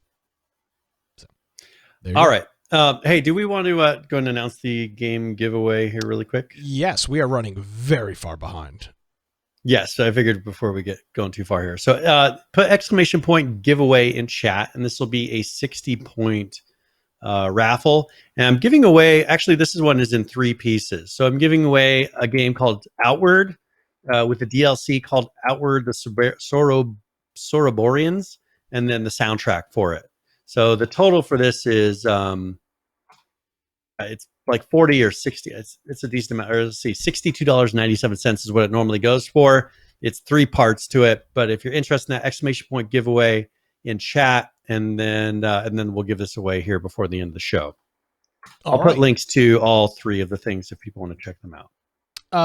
Let's real quickly show a trailer for an Arma 3 DLC pack that's coming out. It's called Art of War. It's a charity pack, and they've produced a little video here showing some of the things and what all is going to be in this charity pack, where 100% of the proceeds are charity.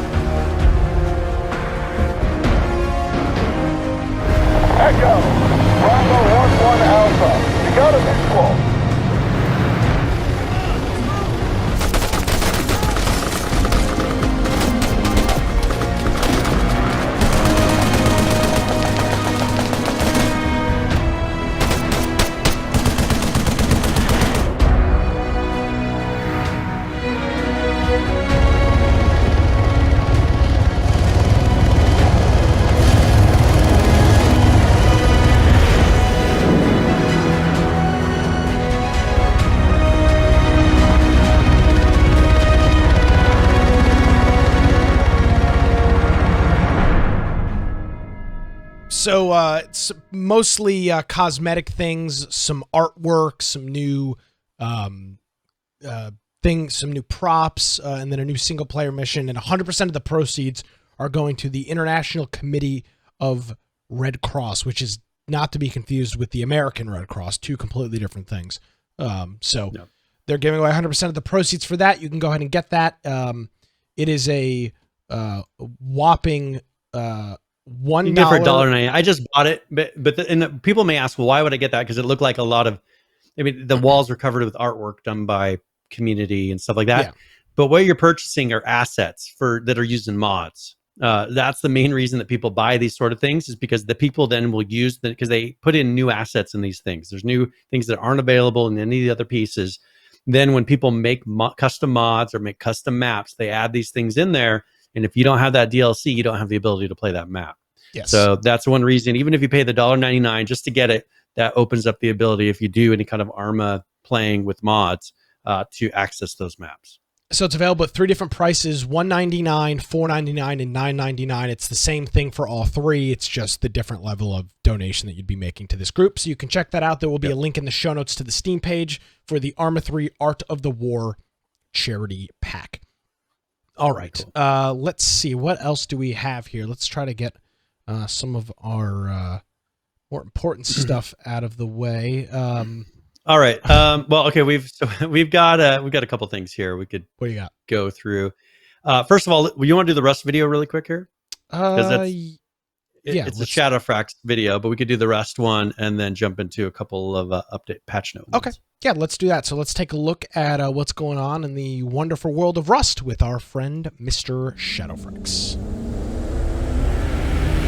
Greetings, survivors and friends. Shadowfrax back at it again with your weekly delivery of freshly baked Rust development news, including jumpsuits, elevators, and family sharing news. But first, make sure you're subscribed so I can deliver you stuff like this every week. So today, it looks like soon you'll be able to take a new mini-game for a spin down at the bandit camp. Yes, it's been a long time coming, but in the near future, not all bandits here will have two arms, if you know what I mean. And finally, you'll have a use for all those piles of spare scrap you have just lying around. Currently, slot machines can be spawned in with Spawn Slot Machine. As of speaking these words, they're not in place anywhere at the camp, but I imagine they'll end up somewhere in the dredge. Using one works like this. First, you mount it. Insert some scrap up to a maximum of 1,000, which is for your protection, trust me, and then simply press E to pull the arm.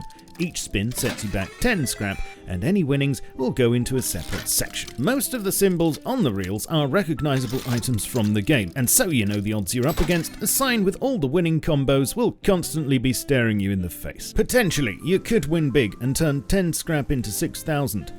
Potentially. But you can also win 3 scrap for each hammer and 5 scrap for each tech trash symbol you manage to spin. Oh, and you get 100% comfort whilst using one.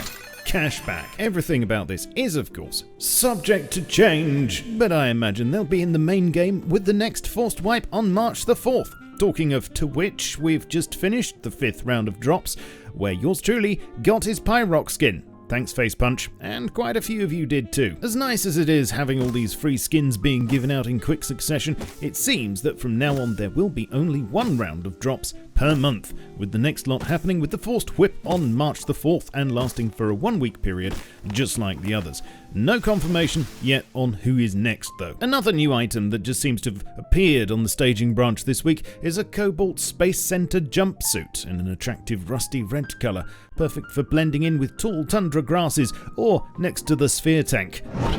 Stealth. It seems at present to be a reskin of the bone armor. Things that indicate this being that the icon for it is bone armor and it has the same stats. However, you can wear boots and gloves with it, so time will tell. In other changes, the Lunar New Year content's now been disabled with an optional patch. There was a fix to block players being able to get inside the drone marketplace, you sneaky bunch. And another couple of fixes should see an end to being able to stack RF broadcasters and the constant spamming of the SOS frequency from the oil rigs. Yes, but pages still say slant instead of silent. We've spoken about this and you need to be patient. The team are very busy with jumpsuits and slot machines and stuff. Oh, sorry. I don't suppose you've got anything for constipation though, have you? Well, pie. Apart from that, road sign gloves are now skinnable. Finally! And oh yes, family sharing of rust is now disabled for the foreseeable future. Now this is a hot topic, so I expect to see a lot of comments about it down below. You could say there's a slight connection between family share and cheating, for instance, but I'm sure most of you use it in a completely legitimate and above-board way. What do you think of this move? Let me know. In works in progress, there have been a lot more commits re-AI, especially work on junk pile scientists. There were a couple of new commits on gestures, so hopefully we'll get some kind of easy-to-use system for those soon, and the work cart and underground train tunnel network is sliding along nicely.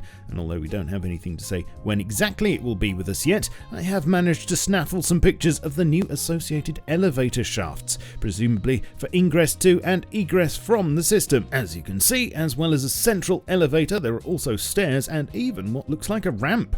Plus, they go pretty deep, so I don't know how far underground this will all end up being. Just when you thought subterranean travel would be a lot safer, though, there's also mention in the commits this week of destroyable barricades on the tracks, and oh great, the work cart's having its protective glass removed. Leave me a like and subscribe so I can keep you firmly up to date. Join me on Twitch for regular streams, Twitter, Facebook, Discord, and my Steam group to stay up to date with my content. Plus, you can support me on Patreon or buy some very sexy merch over on Teespring.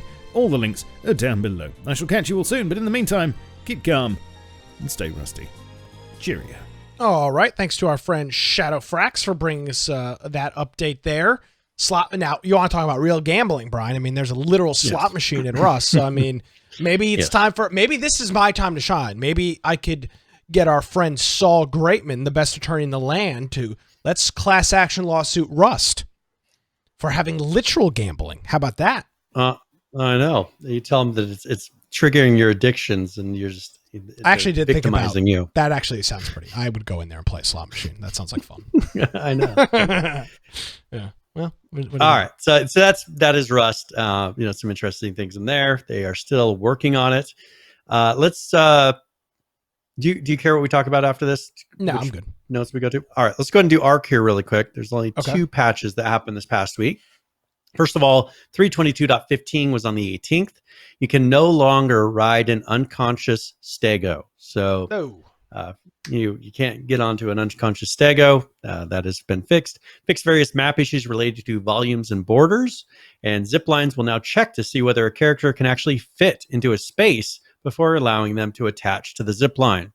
So that has changed. And then 323.6, and this was on the 23rd, the Genesis Chronicles 6 or 7 actually, that's notes 16 through 20, been added to the Tech Federation glove cosmetic, or added along with the Tech Federation glove cosmetic. And what they usually do on these is the Chronicle things, as you approach release, they start adding some of these things into the main map, some of the things that are in the next expansion. Additional metrics for transfer and server connection issues, and then cryopods now display more information regarding the creature's color, region, and mutations. So that brings us current. All right. Not a huge set of patches. No, nothing crazy there. Let's take a look at Osiris New Dawn, Brian. We've got some things. This from is that one that they died for about a year. I mean, nothing was happening for a year. They got the rights back to their game, and now all of a sudden they're putting out a lot of content. So we've got two videos here. One is a new map, I believe, or not, it's part of the, so Frozen Worlds and Rise of the Machines is the first one. Yes. So first of all, they're adding in here the droid AI system that is new in this, and they show a number of those. Do you want to play the video really quick, and then they'll show off some of those, and then there's another video with another new object. All right, let's take a look.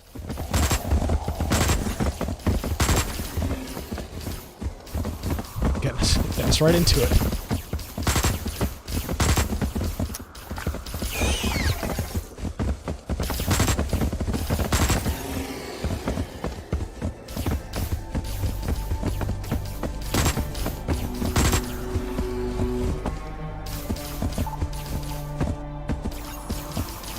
You can see those other robots that are to the side. Those are the security units. So that's the new AI. It's the Osiris Mission Security Unit, or OMSU, I think is what they're calling them. Okay. And then they have these ones. I think these are the Osiris Mission Mining Assistants, or something similar. Yeah, so they go around and help you do things on the various planets for mining and things.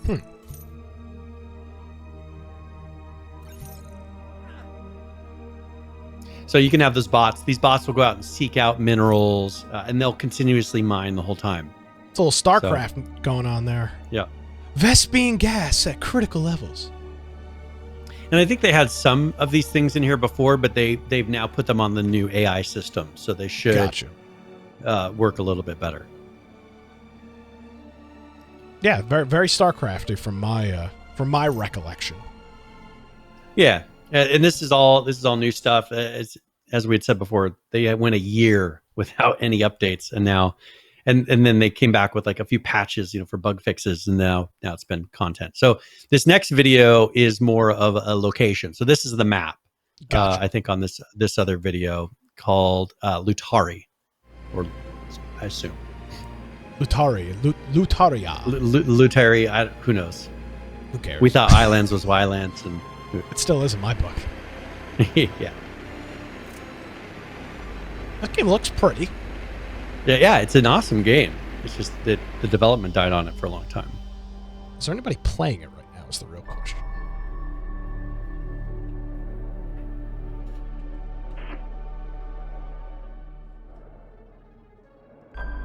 There's 100 people playing. There you go.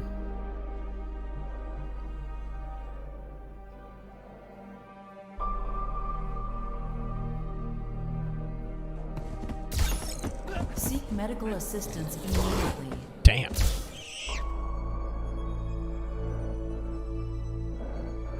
I like the sound. Obviously, you're on a planet, so there's no oxygen. Yeah. The sounds are very muffled and muted. It's a very They did a really good job with the sound environment. The graphics are really nice. They did a good job. This game looks pretty scary. Not scary, but like these monsters are pretty legit. It's like a big old spider looking thing.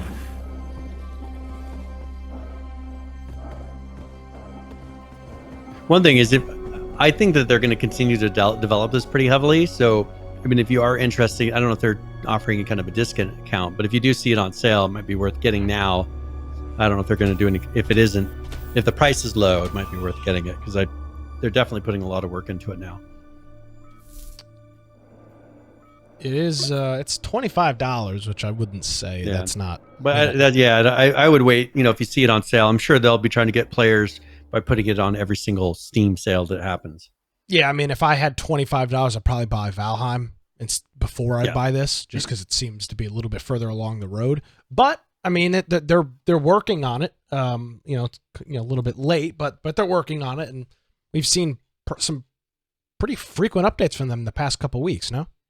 Yes. Yeah, they've been putting out almost every single week to every 2 weeks putting out a decent sized update. I think they were working on things in the background for a while this settlement was happening, and now they're putting it all out there. So I think we'll be seeing a lot of cool content continuing to come out from this company. So definitely, they before all that stuff happened, they had a pretty good reputation. Everything was going good, and then they went just dead for a long time. That kind of turned everyone against them. Yes, well, that's what it'll do when you buy a game that's in early access and then you shut everything down. That's what will happen. Let's talk about CD Projekt Red for just a minute here. Yes, I know I was wrong a couple weeks ago. I said that the hack wasn't real. Well, would you look at that? It is. At least parts of it are. I'm still staying by this thing that it's not as bad as it seems. But CD Projekt Red has been issuing DMCA takedowns on tweets. People that are screenshotting, I believe the whole file dump was on Mega, which was Game.com's website. But people have been screenshotting like the some of the source code, the hierarchy of the directories, folder names, file names, and because these are copyrighted stolen content, they've been able to issue those DMCA takedowns, and those Twitter users have had their accounts either suspended or deleted.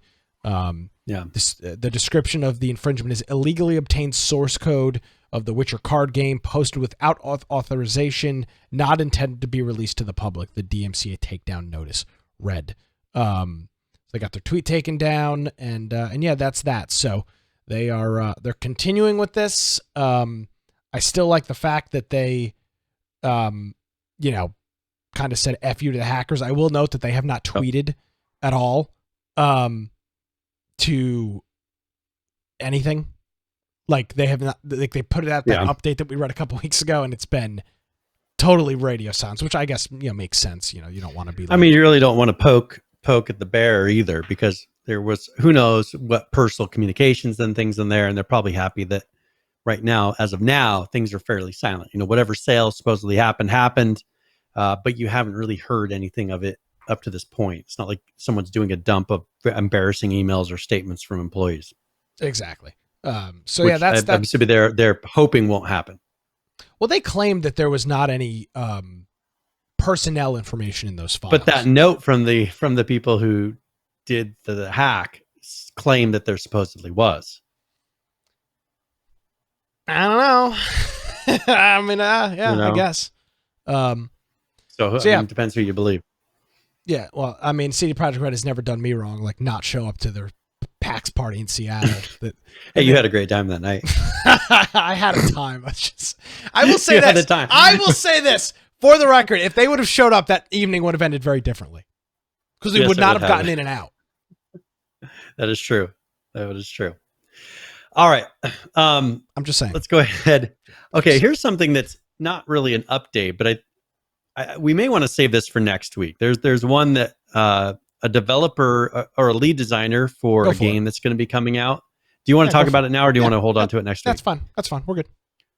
All right. So there was Hogwarts Legacy. People tease me about liking Harry Potter. But Hogwarts Legacy's lead designer has a YouTube channel where he makes videos kind of mocking social justice and all that. They call him an anti-social justice YouTuber. And of course, PC Gamer and everyone else is horrified, saying he's a incredibly right-wing, horrible person, and he's transphobic and should not be working for any company. But the thing is, he's not said that if you read the comments on a lot of these Twitter things, people are like, well, I went and looked at his channel, and he seems like he's kind of middle, just like mocking fringe people on both sides. But of course, if you're not all out on one side, then you're the devil. So this is something where there's been a lot of they're trying to cancel him, and then you have a lot of people, if you read through the tweets, saying this is exactly what he's talking about. This whole cancel culture of if you don't agree with me 100%, you don't have the right to speak. And this guy, from looking at his things, he doesn't seem to be a crazy. He has opinions. And he posts videos on them, but I don't think that should make him not allowed to work for a company, in tech, which is pretty much what it's come down to nowadays. but let me ask you this without getting too crazy far into this. How is this any different than when, like you look at a reporter for PC Gamer or anybody else, you go to their Twitter and it says, author at PC Gamer, tweets are tweets are my own, not a representation and then of my they company. sit there and bash 50% of the country constantly. Well, that's what I'm saying. So how is this any different? It's not. Well, but you're not on the SJW woke side. Is the Gotcha. problem. Okay. If Okay. So if he's you not, were so he's not, SJW woke, he's not on the proper side. That's he's not the problem. woke enough. Okay, I understand. He's not woke. He mocks woke, and so, but he does. He does videos like it's okay to be a gamer. He mocks cultural appropriation. He just mocks all the things that people scream about on the internet. Looks like he's got a he Patreon. talks about thought crimes. He's a guy who's not, I wouldn't say he's super conservative, but he is anti SJW. And so, Patreon. of course, see if that's any. You're looking at his Patreon. I'm looking for it right now because I want to see if anybody's subscribing to it. So yeah, so this guy, this has been a big thing that's happening. We'll have a link to it if you want to go through and read, maybe follow some of the different tweet threads that have been happening, Twitter threads.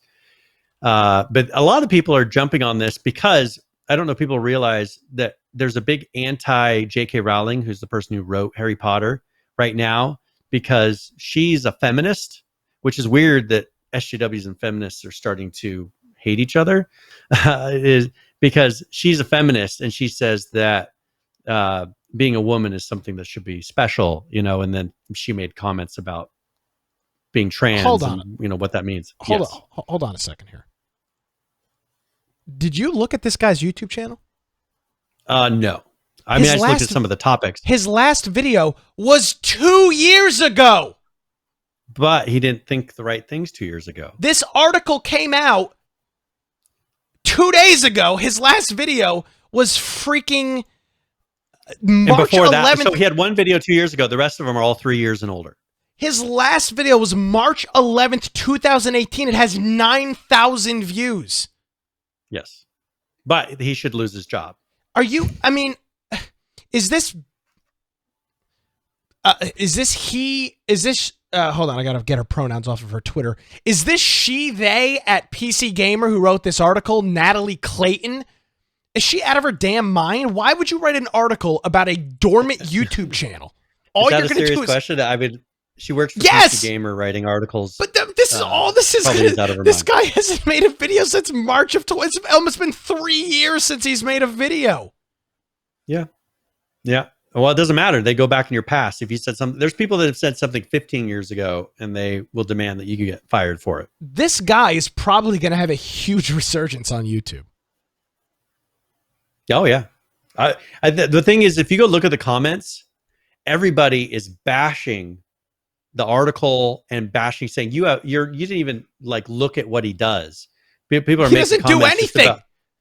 Yeah. Well, so the first comment, literal cancel culture. The guy leans a bit right on something. That's it. They're very clear. The gaming journalism has a massive bias and uses its power to silence, cancel people who have done nothing wrong. That's the top comment. You're telling me PC Gamer is so out of touch with the average gamer in America? I don't think they realize that most people are middle of the road.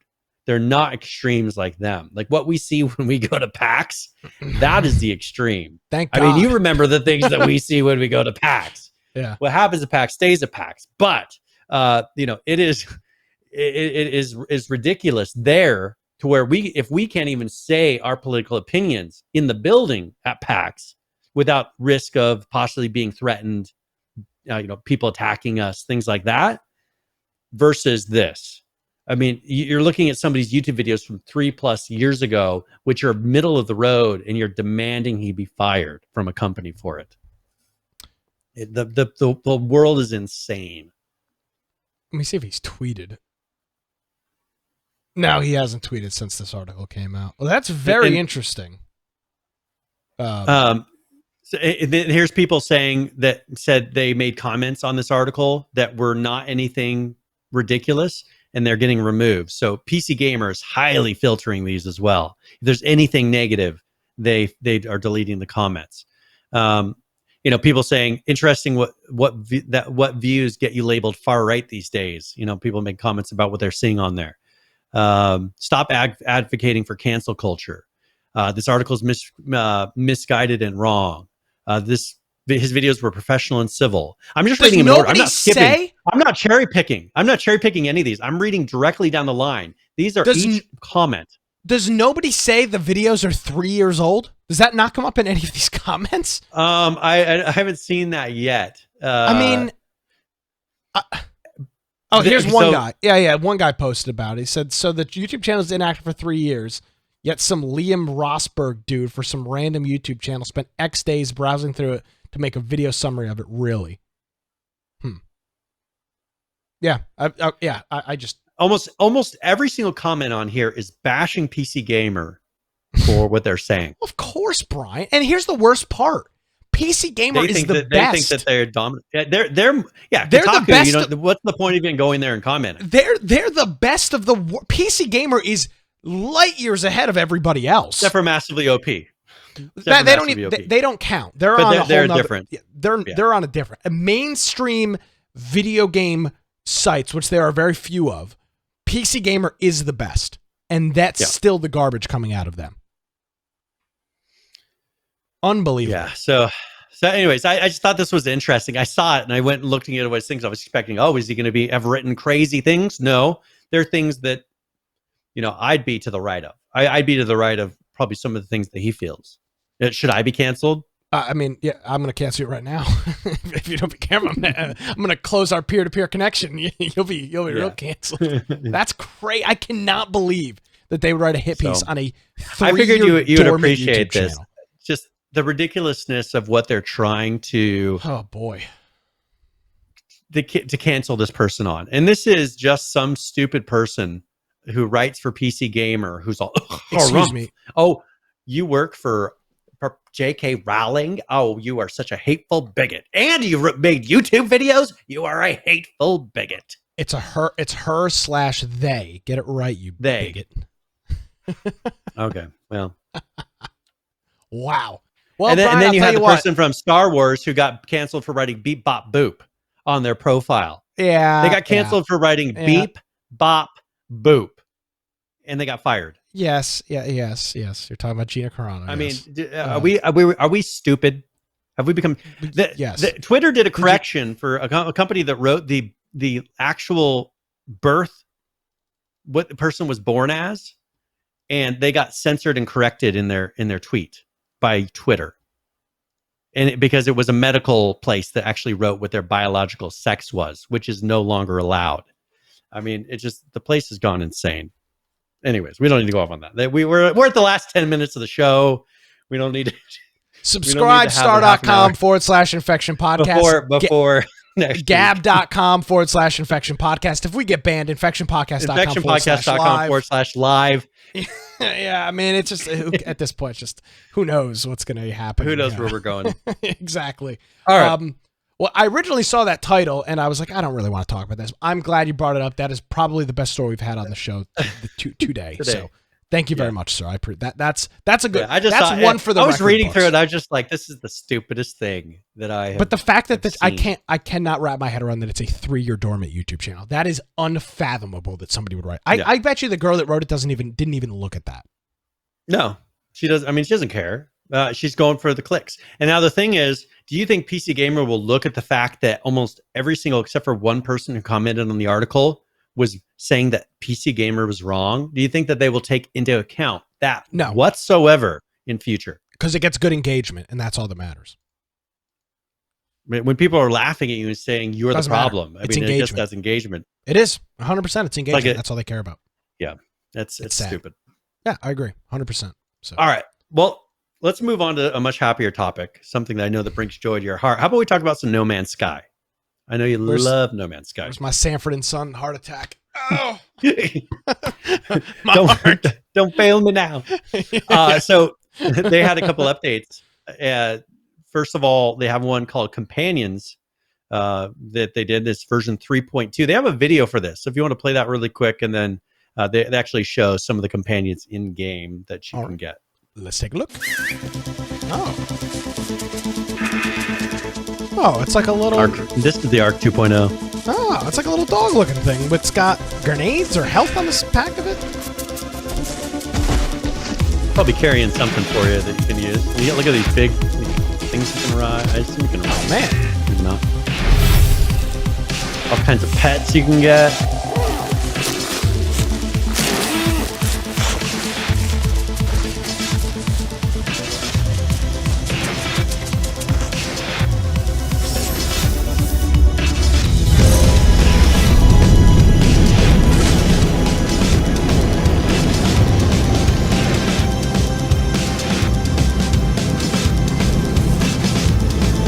Showing off the multiplayer that now works correctly.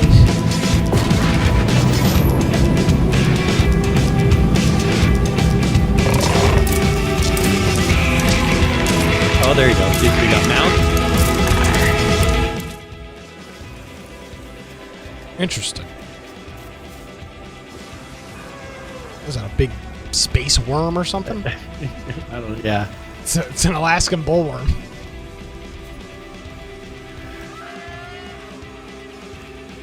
Fortnite's gonna sue them for that dance. Just wait till Epic actually like patents emotes or something where you can't even dance in a game anymore. Firebomb says, "Sorry, Nick, this game looks all right. I kind of want to play this." Yeah, honestly, every time we watch these videos, I kind of feel the same way. I mean, it really does look like a good game. They definitely have fixed a lot of it, and they've got the companions that you can. So I'm going to read their little thing that they say about the infinite and varied creatures you find roaming the universe can now be tamed and adopted. Because remember, these are all like random. It does random generation of a lot of these things. So who knows what kind of things you can find. Once bonded to you, your new friend can be summoned anywhere, even aboard your spaceship. Or the space anomaly, I'm sorry. All right. I am going to make I'm going to make a statement right here on the show. Yes. I've got a couple days off next week. Mm-hmm. So, in not next Tuesday's show, but the Tuesday after, I will play No Man's Sky, and I will report back to the show. Okay, that'll work. I've got a couple. See what days you think. off. I think you'll be pleasantly surprised. Plus, now they have breeding, kind of like Ark, where because these are random. But if you wanted to kind of customize and make your own creature, you can find 2 different creatures, breed them. And then you'll have some sort of variation. You'll have, some traits and, various visuals from the other one. So that's something you can do too. That's kind of like its own game by itself. And then you have to earn the trust by playing with the creatures, feeding them, paying attention to them. It's a little mini game. They have pellets that you can feed them, and then you can take them around and explore with them. You can give them their own. So for instance, they have a bunch of different benefits. So you can give them, like, they can scan for resources. They can mark hazards. You can provide torchlight. They can hunt creatures for you. They can locate buildings for you. They can dig up treasure for you. You can even put like the mining lasers on their shoulders and they'll mine for you doing those. So they're definitely utility creatures. Which is what you want. It's like Ark, but you can actually kind of tune them to be. Well, that's what I was going to say. Is like you look at Atlas and it's like, oh wow, they added a dog and a cat. And it's like, yeah, but who cares? They don't do anything. Like, I mean, it's cool, but it's useless. I mean, if you're going to add something like animals or companions, I'd like them to be able to do something, even if it's just carrying around health or item. I mean, anything. It's just, you're going to put the time into making a stupid thing to follow you around. At least make it do something useful. I mean, I don't know. That's just my thought on it. So I don't know. So, and one thing they say is that because they kind of give them like personalities based on what kind of creature they are and where they came from. So it will maintain some sort of a unique feature based on where you tamed it and what kind of creature it is. Gotcha. The creature also has a neuralink with the exosuit, so it will translate their thoughts. You can kind of understand what they want and what they're saying. It's like a Tamagotchi as well. Yes, it's pretty much the old. Yeah, it's like the throwback to the Tamagotchi. I am hungry. But it'll say like excited, and you make a noise. So I don't know if that changes over time where you fill in all the words and or like roar dumb thing I will destroy. They have really basic language. Right. And then you can customize them in a couple ways too. You can change their color, the accessory colors, put decals on them, things like that. And then you collect them. So this is something where you go collect all the different types. And then let's see, raise a new generation, so they'll lay eggs. And then other than that, it's for fixes. Now, do you want to play? Was there? Let's see. And then they put out a patch. So that was that trailer. So that shows all that. Then they put out the 3.21 patch, which has a bunch of fixes based on some things that they implemented there. So Cool. No new real content in that one. All right. So a good update. Yes, absolutely. It does appear to be a very good update. Sea of Thieves. Let's see what's going on in the old pirate world here from our friends over at Xbox and Microsoft. This is update 2.0.22. They're saying that their the rewards are continuing for their season 1. Let's see, and that's that. We showed that video like a month ago, I think, that showed the 100 tiers, where you have 100 tiers. Almost all of like 90% of them are things that you get without paying, and then there's like the 10 or 12 things that you get with the season pass, paid season pass. One thing that we've mentioned a lot of games should do, Sea of Thieves is doing it as well. They're bringing timed-based game events or different in-world events to the game. So each month there will be, each month of a season rather will bring a fresh time-limited event offering its own reward. So even though the events will be probably somewhat similar, they'll be different, they'll appear differently, and it'll just give this, I don't remember what you used to call it, Brian, when you used to, you'd want to go log back in to just get a task or do something, but it keeps you coming back. It keeps that heartbeat alive for you to go and play that. There's some more information. Yeah, your dailies. Your dailies, exactly. And then they also have restocked the Pirate Emporium, which is the shop. They added a ship set, costumes, and weapons, sharing shelf space with the Sails of Hope. So a couple of things that they've added to the Pirates Emporium. They've added some new cosmetics, including the Dark Adventurers ship set, which you can now purchase, the Sunshine Parrot set, the Renegade Sea Dog set, and then there's a couple of legacy event cosmetics that they've added as well. The game now supports Japanese localization across the entire game. This is interesting. Steam friend support. When playing Sea of Thieves on Steam, using the invite friend menu will now allow you to invite players to your crew, not only from your Xbox friends list, but also your Steam friends list. So a little bit of cross-platform stuff going on there. Yeah. When inviting a Steam friend to join you, they will receive a notification through Steam, which can be accessed from the overlay. So what's that? Shift tab, I think, is the Steam menu for that.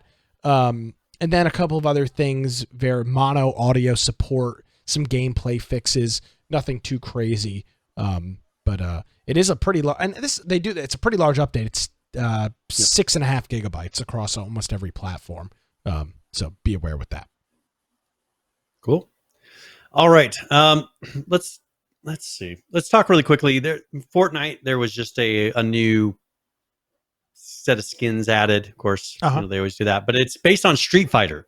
So I know Lance should love this. I don't know if he's still playing Fortnite, but they have pretty much the Ryu and Chun-Li. There's a video for this. If you want to play that really quick, people will be able to see what it looks like. Let me see.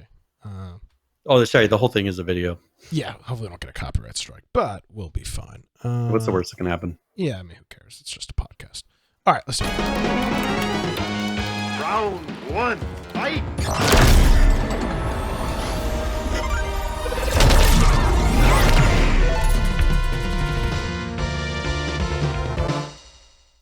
Cool.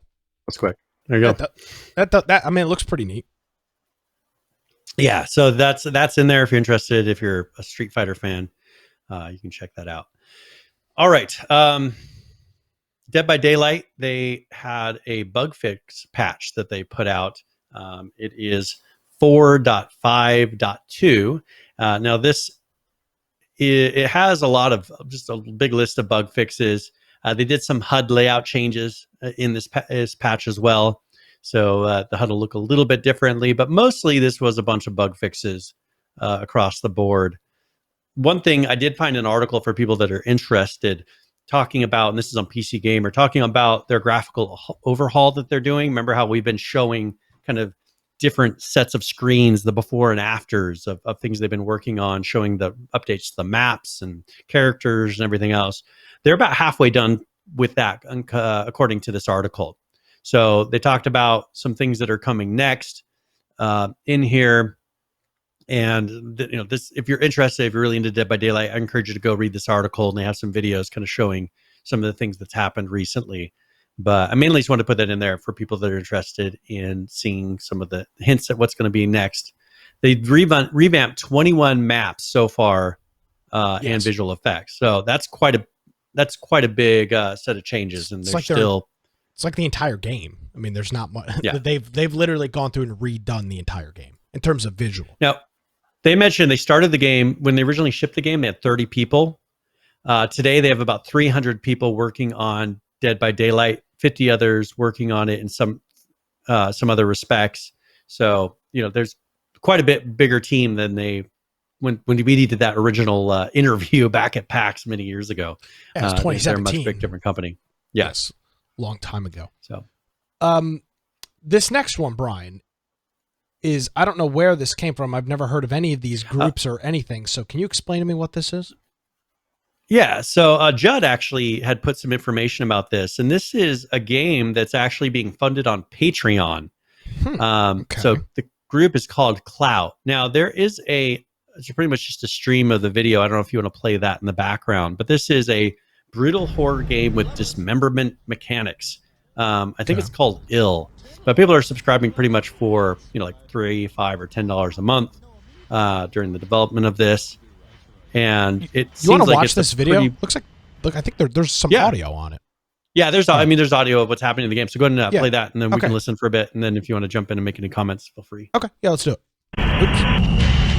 Oh, radio station. There we go. Jesus! It's Tiger Woods. Too soon? Oh, too soon. Fuck. Oh, shit.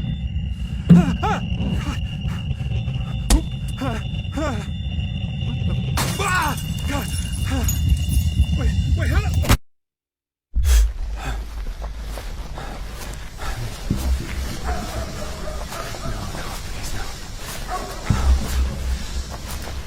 Hello? I'm so sorry. No, I didn't.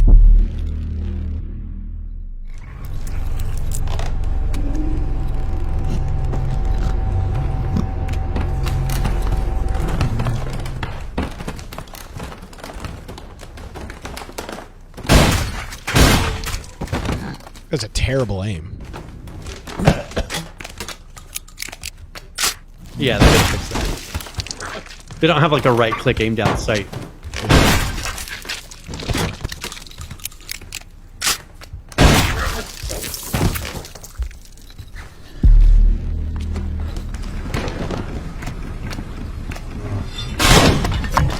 Oh damn! Oh, that's interesting. That was actually that's cool.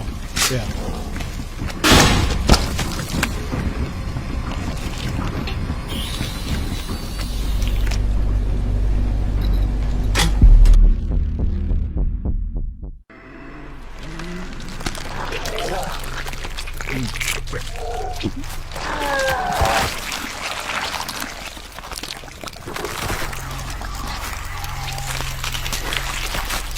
Jesus Christmas.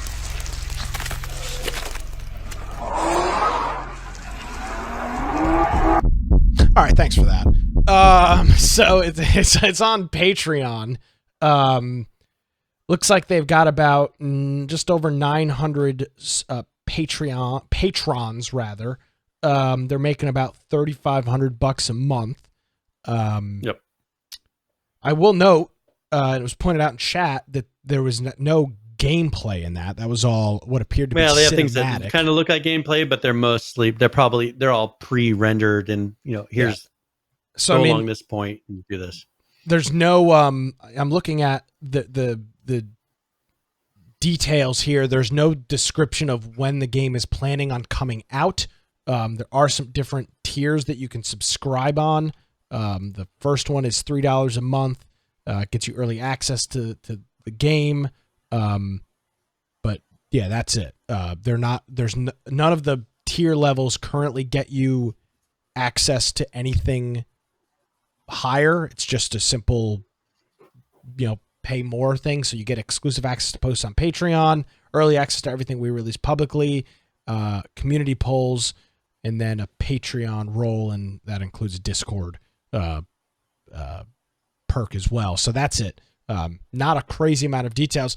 I mean, if they can turn that, if they can make the gameplay feel anything close to that, that looks awesome. It kind of reminds me of what Friday the 13th could have been and should have been, right? The whole car mechanic and everything with that. So, it's called ILL. And yeah, there's no Steam page or anything like that for it, but you can check out their Patreon. It's patreon.com/clout, CLOUT_games. Definitely worth checking out. So, yeah, absolutely. Let's see. Is there anything else? Did we miss anything? No, we did not. Which is great. I think we covered everything. All right, then let's go ahead and do a quick current players. Let's take a look at who's playing some different video games around the internets. Currently playing Ark, 40,666, the number of the beast. The 24-hour peak, 68,833, with a 7-day peak of 85,386. Taking a look at Rust, 87,170 individuals currently playing that.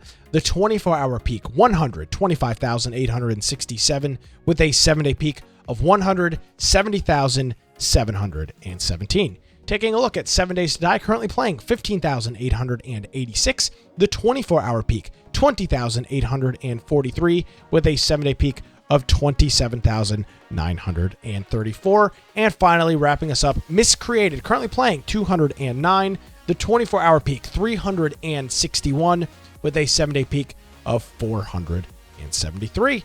And that brings us current with current players. I guess I'll get a Valheim graphic thrown into the loop for next week, so we can bring you the updated numbers on them. It's a bit of a process to get that in there, but we'll get that in there next week and then start bringing you some updated numbers on them. All right, so let's go and roll into tip of the week, where either I give a general gaming tip, or hopefully, if people are going to start playing some Osiris New Dawn, they will enjoy this. And this is tip of the week.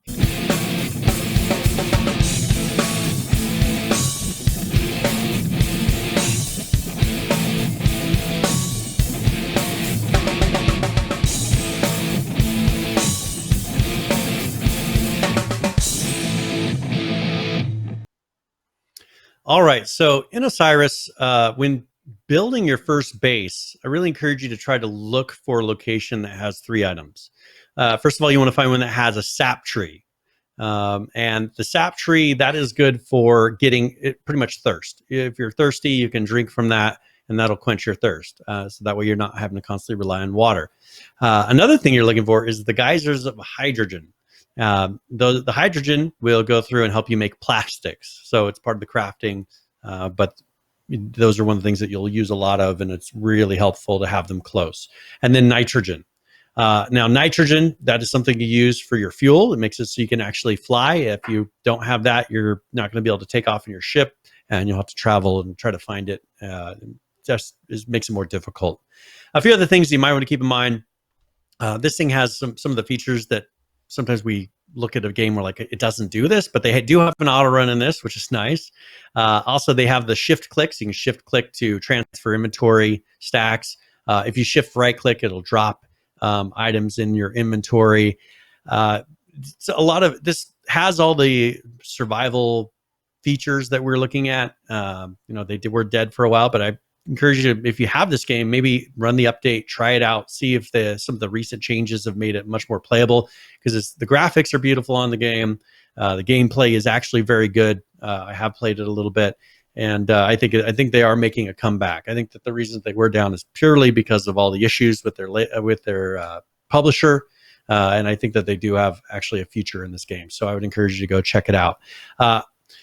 Another thing you do is with the map, one interesting thing is you actually can read nature data. So like where the mineral nodes and all those things are. So open up your map to help find some of these things, to pick out that base, because they are listed on there. So hopefully that helps you out if you have a chance to play it. That is tip of the week.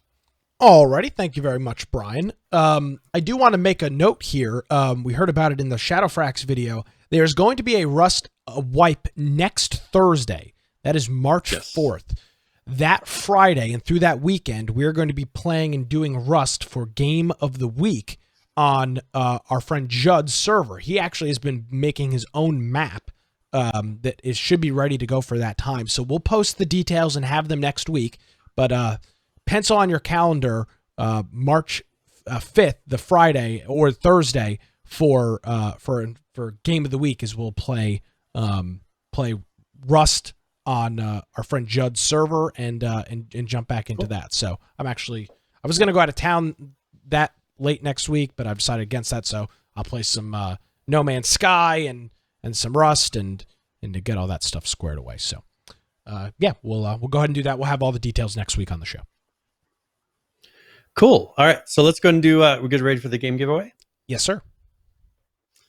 All right. So congratulations, Kenrix S2. So Kenrix S2, you have won. I will send you a message here in Twitch. Where are we in Twitch? that will allow you to redeem that. It'll be 3 different links, so you can redeem all 3 things. And hopefully it's a fun game to play. Let us know if you do get one of these game giveaways. If you do enjoy the game, make sure you let us know, because a lot of times I give away games that I haven't redeemed myself if I don't think I'm going to play them. But that doesn't mean they're not a good game. It's just I've got too many games to redeem and I just don't have time. So absolutely. Congratulations. Yes, sir. All right. All right. Anything else you want to cover before we rolling out? No, I was going to ask you the same thing. Do we have everything that we need? I think we do. So if you want to find me, you can find me on Parler or on whatever else at Brian Aldridge, Gab. You can go to my website, biteoftech.com, or if you go to our website, infectionpodcast.com, make sure you go to the right-hand side there and join our server on Discord, especially if you're interested in playing Rust with us in the coming week. That'll be where we'll be communicating. Also, we have our news channel. If you think there's a topic that we're not covering that we should be, go put that in the news channel and we review that for every show. We also have politics and health channel and everything else. Join our Steam group if you want to get a notification before the live show so you can participate in things like the game giveaway. If you want to watch the video live, you can do that through Twitch, YouTube, BitChute, or DLive. Or if you want to watch the pre and post show, you can do that through Podcast Extras. If you want to listen to it after the fact, you can do that in the lower right through all the various podcast forums. They got desktop apps, mobile apps, all kinds of ways to listen there. And then if you want to follow along with the show notes, you can do that. We have 319 episodes worth of show notes at this point. And so if you want to watch a video, read an article that we referred to, you're more than welcome to do that through there. There's a video and audio player in those. If you want to support us, go to the support tab up top or to go to infectionpodcast.com/support. Or if you want to go to amazon.infectionpodcast.com, humble.infectionpodcast.com, or the Prime Gaming subs, as you've heard here throughout the show. Brand new service on the board as well, Subscribestar. You can head on over to their website. We'll have a link on the website here shortly. Subscribestar.com/infection podcast. Unlike that other Patreon, there's no illusions of anything there. It is strictly for support. That's all. No special roles. You don't get to give Brian or I any kisses. None of that. It is strictly a replacement of the Twitch. Nothing else. And we'll update the Discord role accordingly to stop calling it a Twitch subscriber and just call it a subscriber. So, yeah. Brian, thank you as always. I look forward to hearing some of the Xbox tales when you get that guy all set up. That'll be cool. And see how it goes. Yes, and we'll be back next week. So. Let's see. Well, my name is Nick Craig. I'm on Gab, pretty cool site, at Nick. You can follow me there. I'm also on Parler. If you want to check out some of my political antics, which a couple people did in Discord this week, you can check that out at atnshow.com. That's atnshow.com. Ladies and gentlemen, that's going to do it for another episode of Infection Podcast. If you missed any portion of the show, you can get show notes, links, videos, pictures, all that fun stuff. It's on our website, infectionpodcast.com. Have a great week. Thank you for joining us, everybody. We'll see you next time.